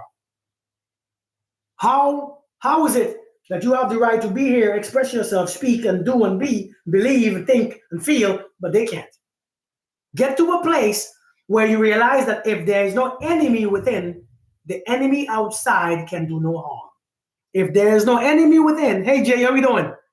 If there is no enemy within, the enemy outside can do no harm. The problem is we have all these demons within us. So everything makes us feel. Everything makes us react. Everything makes us suffer. Everything makes us sad. Everything makes us emotional. Why? Because the problem is you. It's not them. It's not the boss. It's not the spouse. It's not the boyfriend. If you have no use for that person anymore, you will realize that you don't react to them anymore. You have use for that person still. You ain't done with them. That's why you can't leave. Just like how you ain't done with the trauma. That's why you can't leave. Until you cut the emotional response. How you respond. Again, the law of psychometric influence, soul ties. If you keep reacting the same way, then you're going to have the same experience. The reaction, the feeling, attract. Listen, I keep saying this right here, and I don't think people understand this. The law of correspondence says, as within, so without. And when you understand that, it means whatever you carry inside, the universe gives it back to you. If you carry anger, the universe gives you anger. If you carry peace, it gives you peace. If you carry misery, it gives you misery. If you carry love, it gives you love. As within, so without. I think many of you are carrying trash and expect treasures from the universe. I think many of us are carrying trash. Yes, you might have a good heart. Yes, you might have a beautiful heart. Yes, you might have good intention, but you're still carrying resentment. You can't let go. You're being dragged all over the damn place by people. You're being dragged. You know, if you can't let go, you're being dragged, right? Hey, Nicole, thank you. If you can't let go, many of you are just being dragged right now. Because you can't let go. And then wondering why you keep being dragged. Why you keep dragging me? Because you can't let go. It's a part of life. If you can't let go, you will be dragged. Many of you are being dragged right now. You're being dragged. You hate it, but you're holding on still. Because you're afraid of the feeling. Listen, I'm telling you right now, many of us, we're going to have to experience the wilderness. And the more you are open to the wilderness, you want to go there. You want to be free. You hear me? The more you hold on to the wilderness, you want to be free. Many of you are so afraid to be free. Because freedom, once you're in the freedom, nobody could destroy you, when nobody could influence you, when nobody could beat you, and you are still beaten, and you are still sad, and you're still heartbroken, you don't want to experience that. Because now you're going to see is you. You are the problem. See, when you go in this wilderness by yourself, just you and God, fighting your way, disconnecting from this past slavery. When you go in that wilderness, a journey that's supposed to take 40 days or 11 days, and you end up taking 40 years, something is off. In the wilderness, you want to talk about you hurts.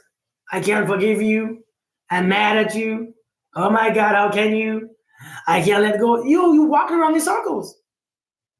In the wilderness. That's why you can't. That's why you don't like the wilderness. Because when you go over there, you're going to still be stupid. You're going to walk around in circles anyway. This is why Moses and his people could not be free. That's why it took them so long to escape the wilderness to get to the promised land. Because you're going to go to the wilderness and act a fool. Still believing the same feelings. Still being, still being a slave to your feelings. That's what that they were slaves to Egypt. And you are now being slaves to your feelings. You see this the same thing? You can't be in the new wilderness and still be a slave to your old feelings. Somebody say amen, please. Somebody say amen. I don't think you'll get it. Come on. Somebody say, I think I deserve it. I think I deserve an amen. You don't think so? See somebody give me an amen. Thank you. Thank you. Seriously. You are obeying your feelings too much. That's why you can't be free. Listen, your feelings, you're gonna love them. Right, Q? You're gonna like them, you're gonna miss them, you're gonna feel for them. But the feelings are lying to you because you are not free. The feelings are keeping you hostage in their relationship with them, in their homes, in this sexual experience, and you know you're not happy, you're not free. When you go to this wilderness, see, the wilderness experience is to be free. Is to walk around, learn yourself, learn the creator, and be free. You don't want to be free. The truth is, many of us don't want to be free. We don't want to be free. Thank you, Nez. We don't want to be free.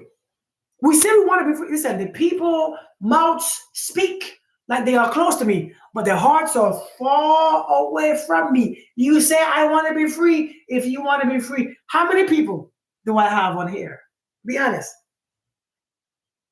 Hey, Lisa, how many people on here? Be honest.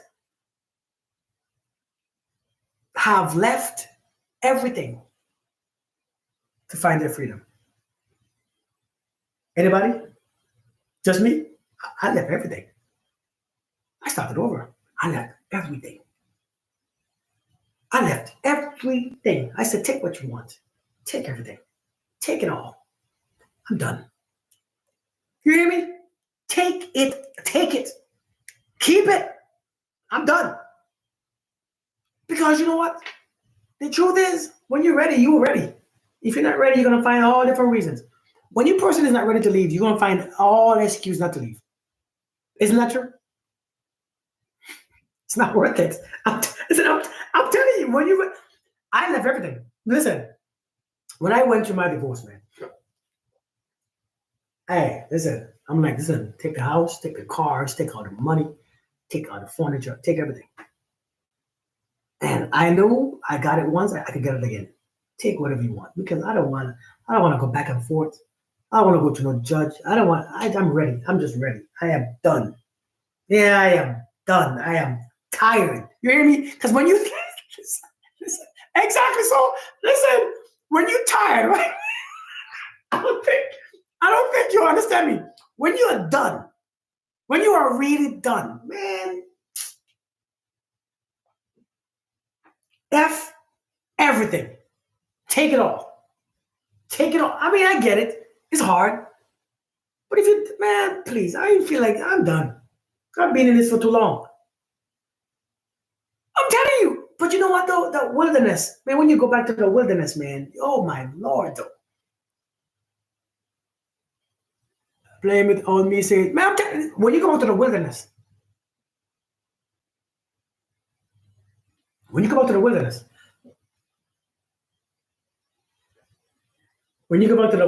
man, where it's between you and God, when you begin to learn the voice of God again, you realize that,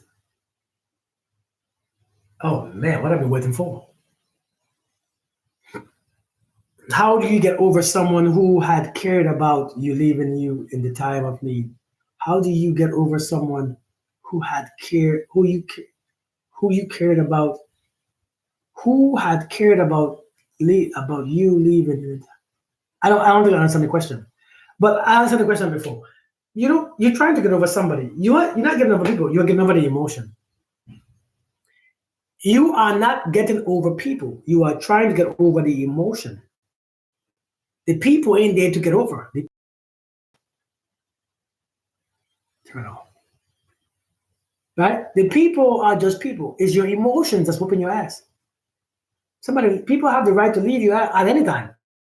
What's up, Faye? How we doing, brother? How we doing, man? But it's not the people that you get over, it's the emotion of people. Remember, you use your emotions to make people special. It's your emotions that make people feel special. It's your emotions that make people feel special. It is your emotions that make them special. It is your emotion that paints them in a way that you can't live without them. It's your emotions that tell you that this person, I love this person. He is so amazing. She's so amazing. It's your emotions that's painted them. Your emotions are just, it's your emotions that you're trying to get over. Let me tell you this. The best way to get over somebody is to allow them to be happy. Imagine I say I love you, and you're my woman. Imagine my woman comes to me and says, Kirk, listen, I love her to death. I say, Kirk, I'm not happy here. I'm ready to leave. Imagine me loving her so much that I say, you know what? As long as you are happy, I will let you.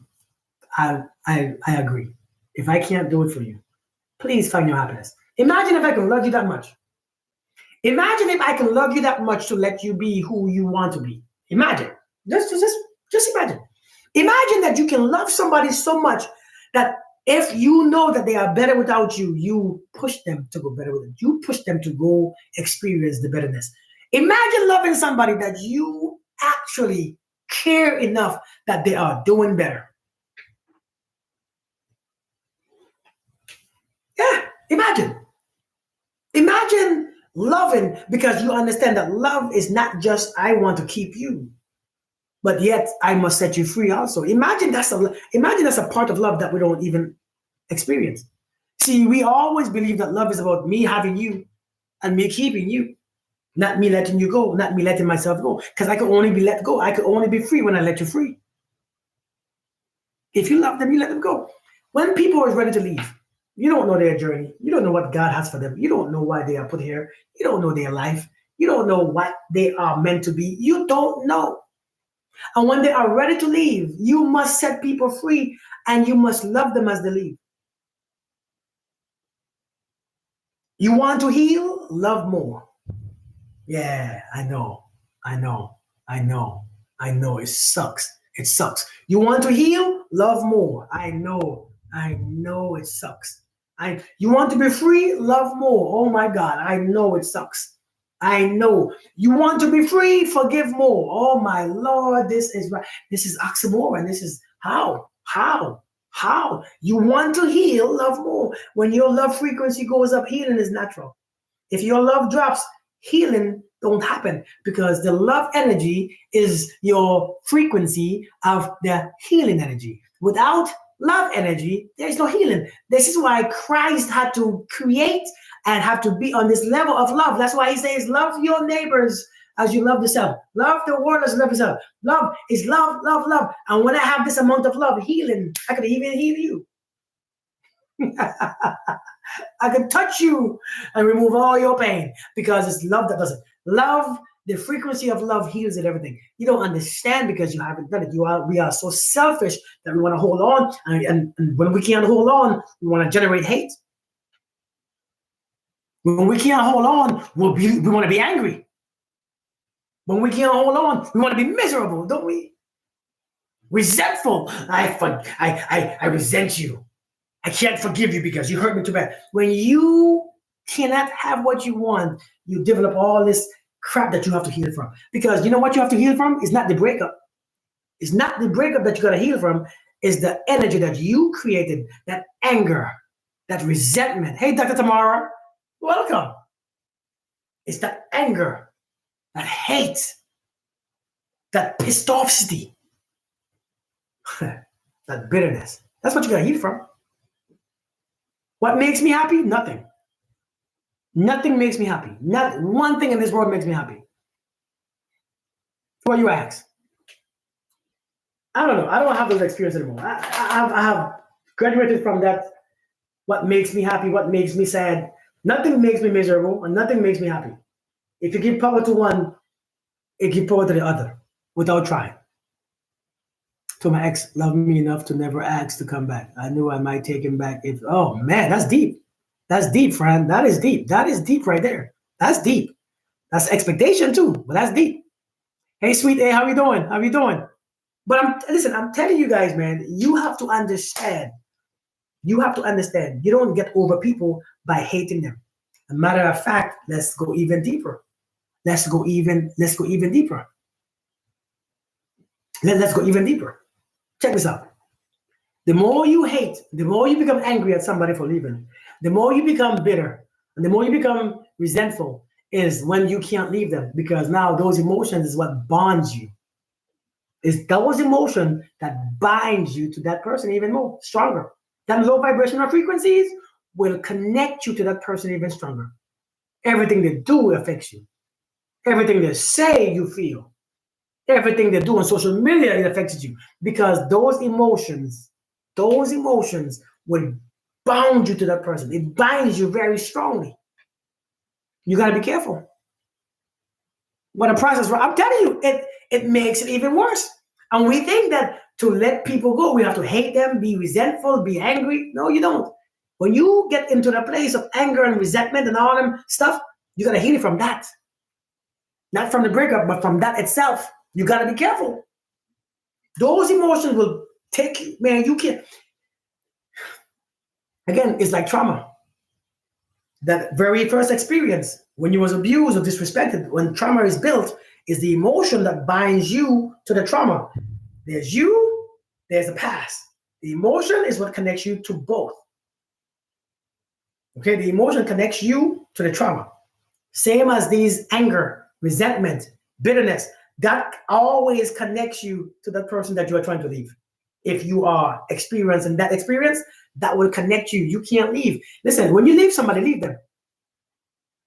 Truly leave people when you're not. Some of you have physically left, but emotionally you are still there.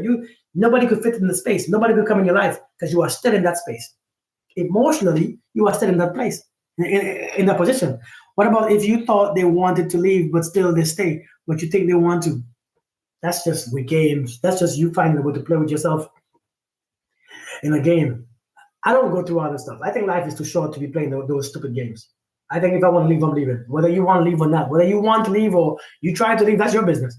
You could be miserable, but I'm telling you right now, if I'm ready to go, and when I'm ready to go, I'm going. I ain't play. Listen, life. Listen, man. Listen. Anybody in their 40s or 50s? Anybody in their 40s or 50s?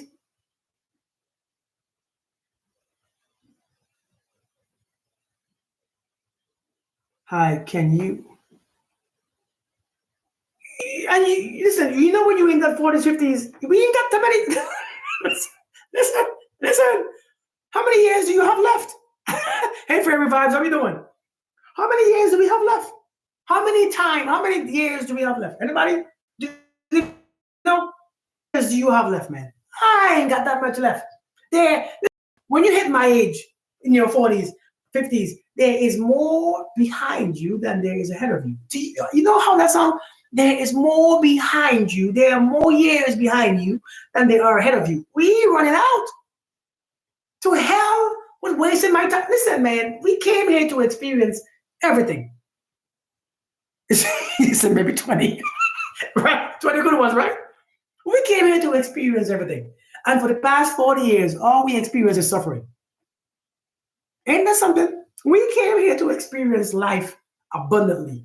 And we here stuck in a relationship where we experiencing pain and drama and unforgiveness and resentment. That's what we're here for. Yes, Amanda, for real. That's what we're here for, man. To hell with all of that. Listen, when I leave, I'm going. Listen, I forgive you. You ain't gonna ask for it. You know what I mean? Hey, Christina. Listen, you ain't got to ask for it. You ain't got to call me and say, listen, by the time I leave, I already forgive you already. Listen, by the time I leave you, I'm already forgiving you because I don't forgive you. I ain't left. You hear me?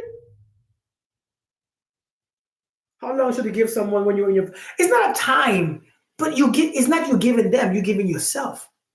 The time is for you. Listen, before I leave you, I'm forgiving you. I have to, because if I don't forgive you, I can't leave you. Many of you can't leave because you still have those low vibrational connection to people. That connection, that low vibration connection, that insecurity, that anger, that pain, that suffering, that unforgiveness, that resentment, that bitterness, that stuff connects you. You can't leave like that because your energy is too low. And when you leave, you don't know where to go. When you leave in love, have you ever been in love? Not with people, but with life. Have you ever been in love? I'm talking about the frequency, not in the thing, not falling in no damn love, because you can't fall in something that's a higher vibration. You cannot fall down in a higher frequency. It just don't work. But have you ever been in a frequency of love? You realize that you are free. You realize that when you are in that frequency of love, you are completely free, you are completely aware, you're completely forgiven, you're completely peaceful, you are completely fresh, you like nothing. That's where you need to be at. That's the way to leave people. You want to leave people? Leave them with love. Send them off their way with love. Send them off with happiness. Hey, Georgia, how are you doing? Send them off with God. Right? Wish them well.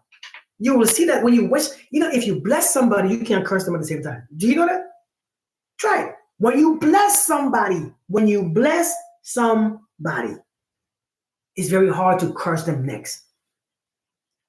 When you say, listen, listen, I send you up. You know what your problem is? You hate that you love somebody. The problem is you hate that you love that person.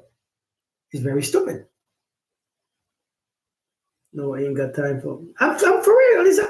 You hate that you still love them. Why? Facts, Gina. Why do you hate that you love somebody? Love is natural. Love is who you should do. Love is what you should do. Love is what you should be. If you kind to people. But if you love, you love. Let you love. Yeah, I did, Georgia. I sure did. So hard to wish him well, but I feel free and working on me. That's why I'm here. So I understand. It's a process, right? It's a process. But sometimes I guess I've been practicing this for a while. So for me, I realize the key thing is being free. The key thing for me is being free. I don't take it personal. I don't take things personal. People do what they want to do. People do it. People do according to where they at. People do according to where they are. People live the life that they're living. People are doing. Do you know? I understand that people are doing the best that they know how to. That's all they know how to. They're not doing it on purpose. They're not doing it to make you suffer. People are doing the best that they know how to, regardless of how you feel when you're experiencing it. Because when you go into it, you think that they are making you suffer on purpose. People are doing the best that they can, and the only way people will make you suffer is because they are suffering. The key thing is being free. I'm telling you, the reason people will make you suffer only because they are suffering. And if they are suffering, they could only give you suffering. If you have COVID, they could only give you COVID. If you have COVID, you can share COVID easily. You could infect anybody. People are doing the best that they know how to. Let people be. Seriously, let people be. Let people be free in peace. They're doing what they do. They do what they know how to. If you don't like it, if you don't agree with it, go the hell on. Nobody's stopping you. Thank you so much, Georgia. Thank you so much. Sages, you gotta learn to feel nothing. Then you can learn to wish people. Yeah. But seriously, if you really hate it that much, move the hell on. You can't stay there and cry. Let people do what they want to do. Yeah. Seriously, some of us are staying in the midst, staying in the drama and crying about it. What you crying for? If you're gonna go. Again, I'm 43 years old. I can't have time. I don't know how many years I have left. I don't know. But I remember when I went to Iraq my first time. A couple times. But when I went the first time to Iraq, and I realized how short life really is. If so many of my friends didn't make it, if so many of my people didn't make it, a lot of us didn't make it back. Yeah, a lot of us didn't make it back, man. And to see the wives left back and their kids back, left when you came back from the deployment, and everybody is in there to see you, and their family didn't come back, and they're looking for their husbands or boyfriends, and they know that pain, and they're young. I see the 18-year-old boys, the 19-year-old boys never, didn't make it back. I was young too, by my first time going. It's like and then when I saw these boys just not making it, you realize how short, and here I am at 43 and thinking that I have all this time to hold grudges.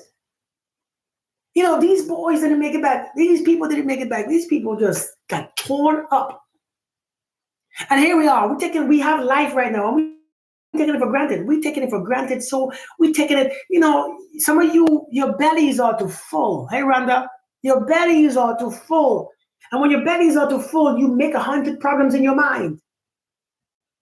You make 100 damn problems because your stomach is too full. You eat so damn much that you have everything that you need. So you have to make problems just so that you can feel like you are human. There's nothing wrong with you. And that's why we stay suffering. Because your bellies are too full. And when your belly is too full, you go on making problems. When your belly, people who are hungry and suffering, they ain't got no but damn problems besides food. But you have all this problem. If your biggest problem is somebody not liking you, you ain't got no damn problems.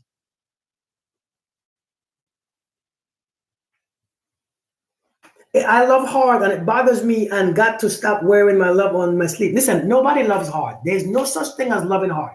You attach hard. You cannot love hard because if you love hard, the first order of love is to love this. So if you love hard, this will be experienced a hard love. Therefore, this will disconnect.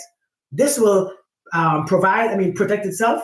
This will be happy. This will be at peace. If you love hard, this will be the first hard thing that you love. This. You don't love hard. You you attach hard. There's no such thing as loving hard. I promise you, because the way how the word alone is, meaning love, you can't love more or less. Is love alone is the most powerful source. You can't love extra. You can't love hard. It's just love, because when you love, it's all that you got to do is love. Not love hard, not love too much, not love extra, but you can attach hard. It's not love. It's attached that we do. And when you're ready to peel off or when you're ready to detach, you can't, because you are so attached to an idea. You attach to a feeling. You attach to the experience. You attach to the number of years that's in the past. You attach to what you want, to your desires. You're not attached. Love is not attachment. You don't love hard. You cannot love hard. I promise you, boo-boo, I promise you. We have to stop saying I love hard. We are not loving hard. We are attaching. That's why we can't leave. Remember, what is attachment? Attachment means if I have a Band-Aid on my skin and I place it on my arm and I try to peel it off, the Band-Aid with the hair, with my skin begin to lift at the same time. It's attached to my skin. It's attached to my hair. So when I peel it off, there's hair in my Band-Aid. The skin comes up. And now it hurts so much. It hurts so much that I gotta do slow. I gotta go slow. Because if I go fast, it's gonna hurt, won't it? That's attachment. That's not love. But yet, it doesn't want to leave my skin. It doesn't mean that it loves my skin. It doesn't love my skin. It's attached to my skin. We have to understand attachment is what we do hard, not love. Attachment is the opposite of love. Attachment looks just like love, but one comes from the outside and one comes from the inside. Love comes from the inside. Attachment comes from the outside. We have to understand this. Right, Tamar? We gotta understand this. So please, I love hard don't exist. Look at your attachment styles. You will see what you do hard. Attachment, boy, that thing will whoop your ass, won't it? A matter of fact, yeah, yeah, Faye. A matter of fact, like super glue. A matter of fact, I hear so many people say, I love hard. That's why I won't be in a relationship. It's not because you love hard, it's because you can't leave. It's because when it's over, you still can't leave. Life. You know what life is beautiful, Alyssa? Let me tell you what life is beautiful. Again, let me show you a book that I read that made me understand a lot of these things, okay? And I show this book all the time. I have many books up here, and I have more books. But let me show you the book I read that made me understand this concept of this right here. It's right here. This book right here. The 5, I always showcase this book. I promise you, it's only because this book made me realize how attached we are to some certain things. The 5 levels of attachment. The 5 levels of attachment by Don Miguel Ruiz. You're going to know how attached you are. He gave a very good, I don't know about these books. I don't even read these books. I just have them. I have them on my Amazons, and I have them in hard copy just to have them. The way how we explain attachment, these attachment styles, it is such a beautiful thing. The one way how we put it is this. For instance, the game of football. You can love the sport of football or soccer so much. that when you go to the game, you just want to you enjoy the game. You don't care who wins, you don't care who loses, you just want to go to the game. You have no emotional ties to any team. You go, you enjoy the game, and you have fun. When the game is done, you get up and you leave. You're not angry, you don't care who won, you're not invested in any team. The second level, you go to the game. You like this team. I mean, but you like the game, but you like this team. You want this team to win. They don't win, you get up, you're like, oh well, I wish they won. The third level, you go to the game. You love this team so much. You begin to root for this team. You begin to get angry when this team don't win. You begin to call them all his name. You call them the opposite team, you losers. And you begin to, and then when this team don't win, you get your whole spirit is the next level. You go to the game. You are so invested in this team. You wear their clothes, you wear their, you wear their jerseys, and you go there no matter if it's rain, sun, shining. You begin to bet on these games. You begin to have fighting people about these games. You begin to fight your brothers and your sisters and cuss them out because you love this team. Next level, you go to the game. You are invested everything. You might even fight somebody, hurt somebody for this game, depending on this team. There are levels to how we attach. The first one is the best. The first one, you're in a relationship, right? You are in a relationship. And what happens? When you're in a relationship, experience the relationship. Enjoy it. Learn from it. And when it's done, it's done. But what you're all doing, you all have this desire, this one mind. You have this experience, and you want this to happen so much. Your desires come in because your desires will F you up. You have these desires to be this, to have this, to see this, to be here, to be there at this time and this years. And then you begin to root for that desire so much that you miss everything else. And then when it's done, you have the desire still and you can't let go of your desires. So then you begin to suffer. I love you too, Firework. That's why we suffer so much. But that's why we suffer so much. We have attachment to these games. But understand, this is a great book. The 5 levels of attachment. Read this book. You might see how attached you are to your beliefs, to your thoughts, to your religion. You might be surprised to see what you attach to the food that you eat, to your thoughts that you think, to your belief systems, to who you think you are, to an idea, we are attached to some things now. We have to understand this. But listen, this is my time. I've been talking for a couple hours now. So let me go in peace. Oh, you just ordered it, humble? Good. See, I like that. You move fast. That's what I'm talking about. Good, Alisa. Good. Good, Merida. Listen, thank you all for joining me today. Thank you all for being here. Thank you all for the feedback. Thank you all for the question. Thank you all for the comments. Thank you, Mira. Thank you all for the company that you all kept while I was live and talking and just yapping my mouth. I appreciate your company. Yes, definitely. My platform is really fun without nobody here. So I appreciate you guys, man. Thank you all for being here. Listen, I hope you find your freedom and I hope you find your disconnection. I hope you understand this is your choice. I hope you understand what I said. This will be on YouTube. So if you want to see it again, check it on YouTube. My YouTube is Conscious Kirk Hazel, Conscious with a K, Conscious Kirk Hazel. So if you want to see it again, it's on my YouTube. If you want to see it again from the beginning, go check my YouTube out. Make sure you subscribe, okay? And I appreciate you guys too. You all have a blessed night. Have a blessed day. I love you guys. You all be good. You all be blessed. You all be free because we don't have any more options. I mean, we do, but I don't think you like those ones. All right? All right. I'll check my DM. You all be good, all right? Good. Peace. Blessings. I'll see you guys later, YouTube. Thanks for joining me. Thanks for being here. Thank you, Melita. Thank you, Nez. Thank you, guys. I'll see you guys later. Have a great evening to Sylvia. Make sure you all check my videos out. I'll be posting videos every day on YouTube. Make sure you check my videos out. Make sure you go into my YouTube and give me that couple minutes of your time. Just check my videos out. Just to so the algorithm because I speak on things that we need to hear. I think a lot of us. I think I speak on some topics that we need to hear a different, what do you call it? A different perception on, because we have the same perception, and that's why we all suffer so much. But if you can just change your perception a little bit, check my videos out, listen to the way how I speak, and see my other point of views, because I think that's what I have. I have a unique way to put things in a way that changes the way how you see things. That's what I do. That's what I bring. I bring that type of freedom so that you can be free. Perception heals. Perception. If you can change your perception, healing can happen. Understand? You are looking at life one way, you're gonna always be stuck.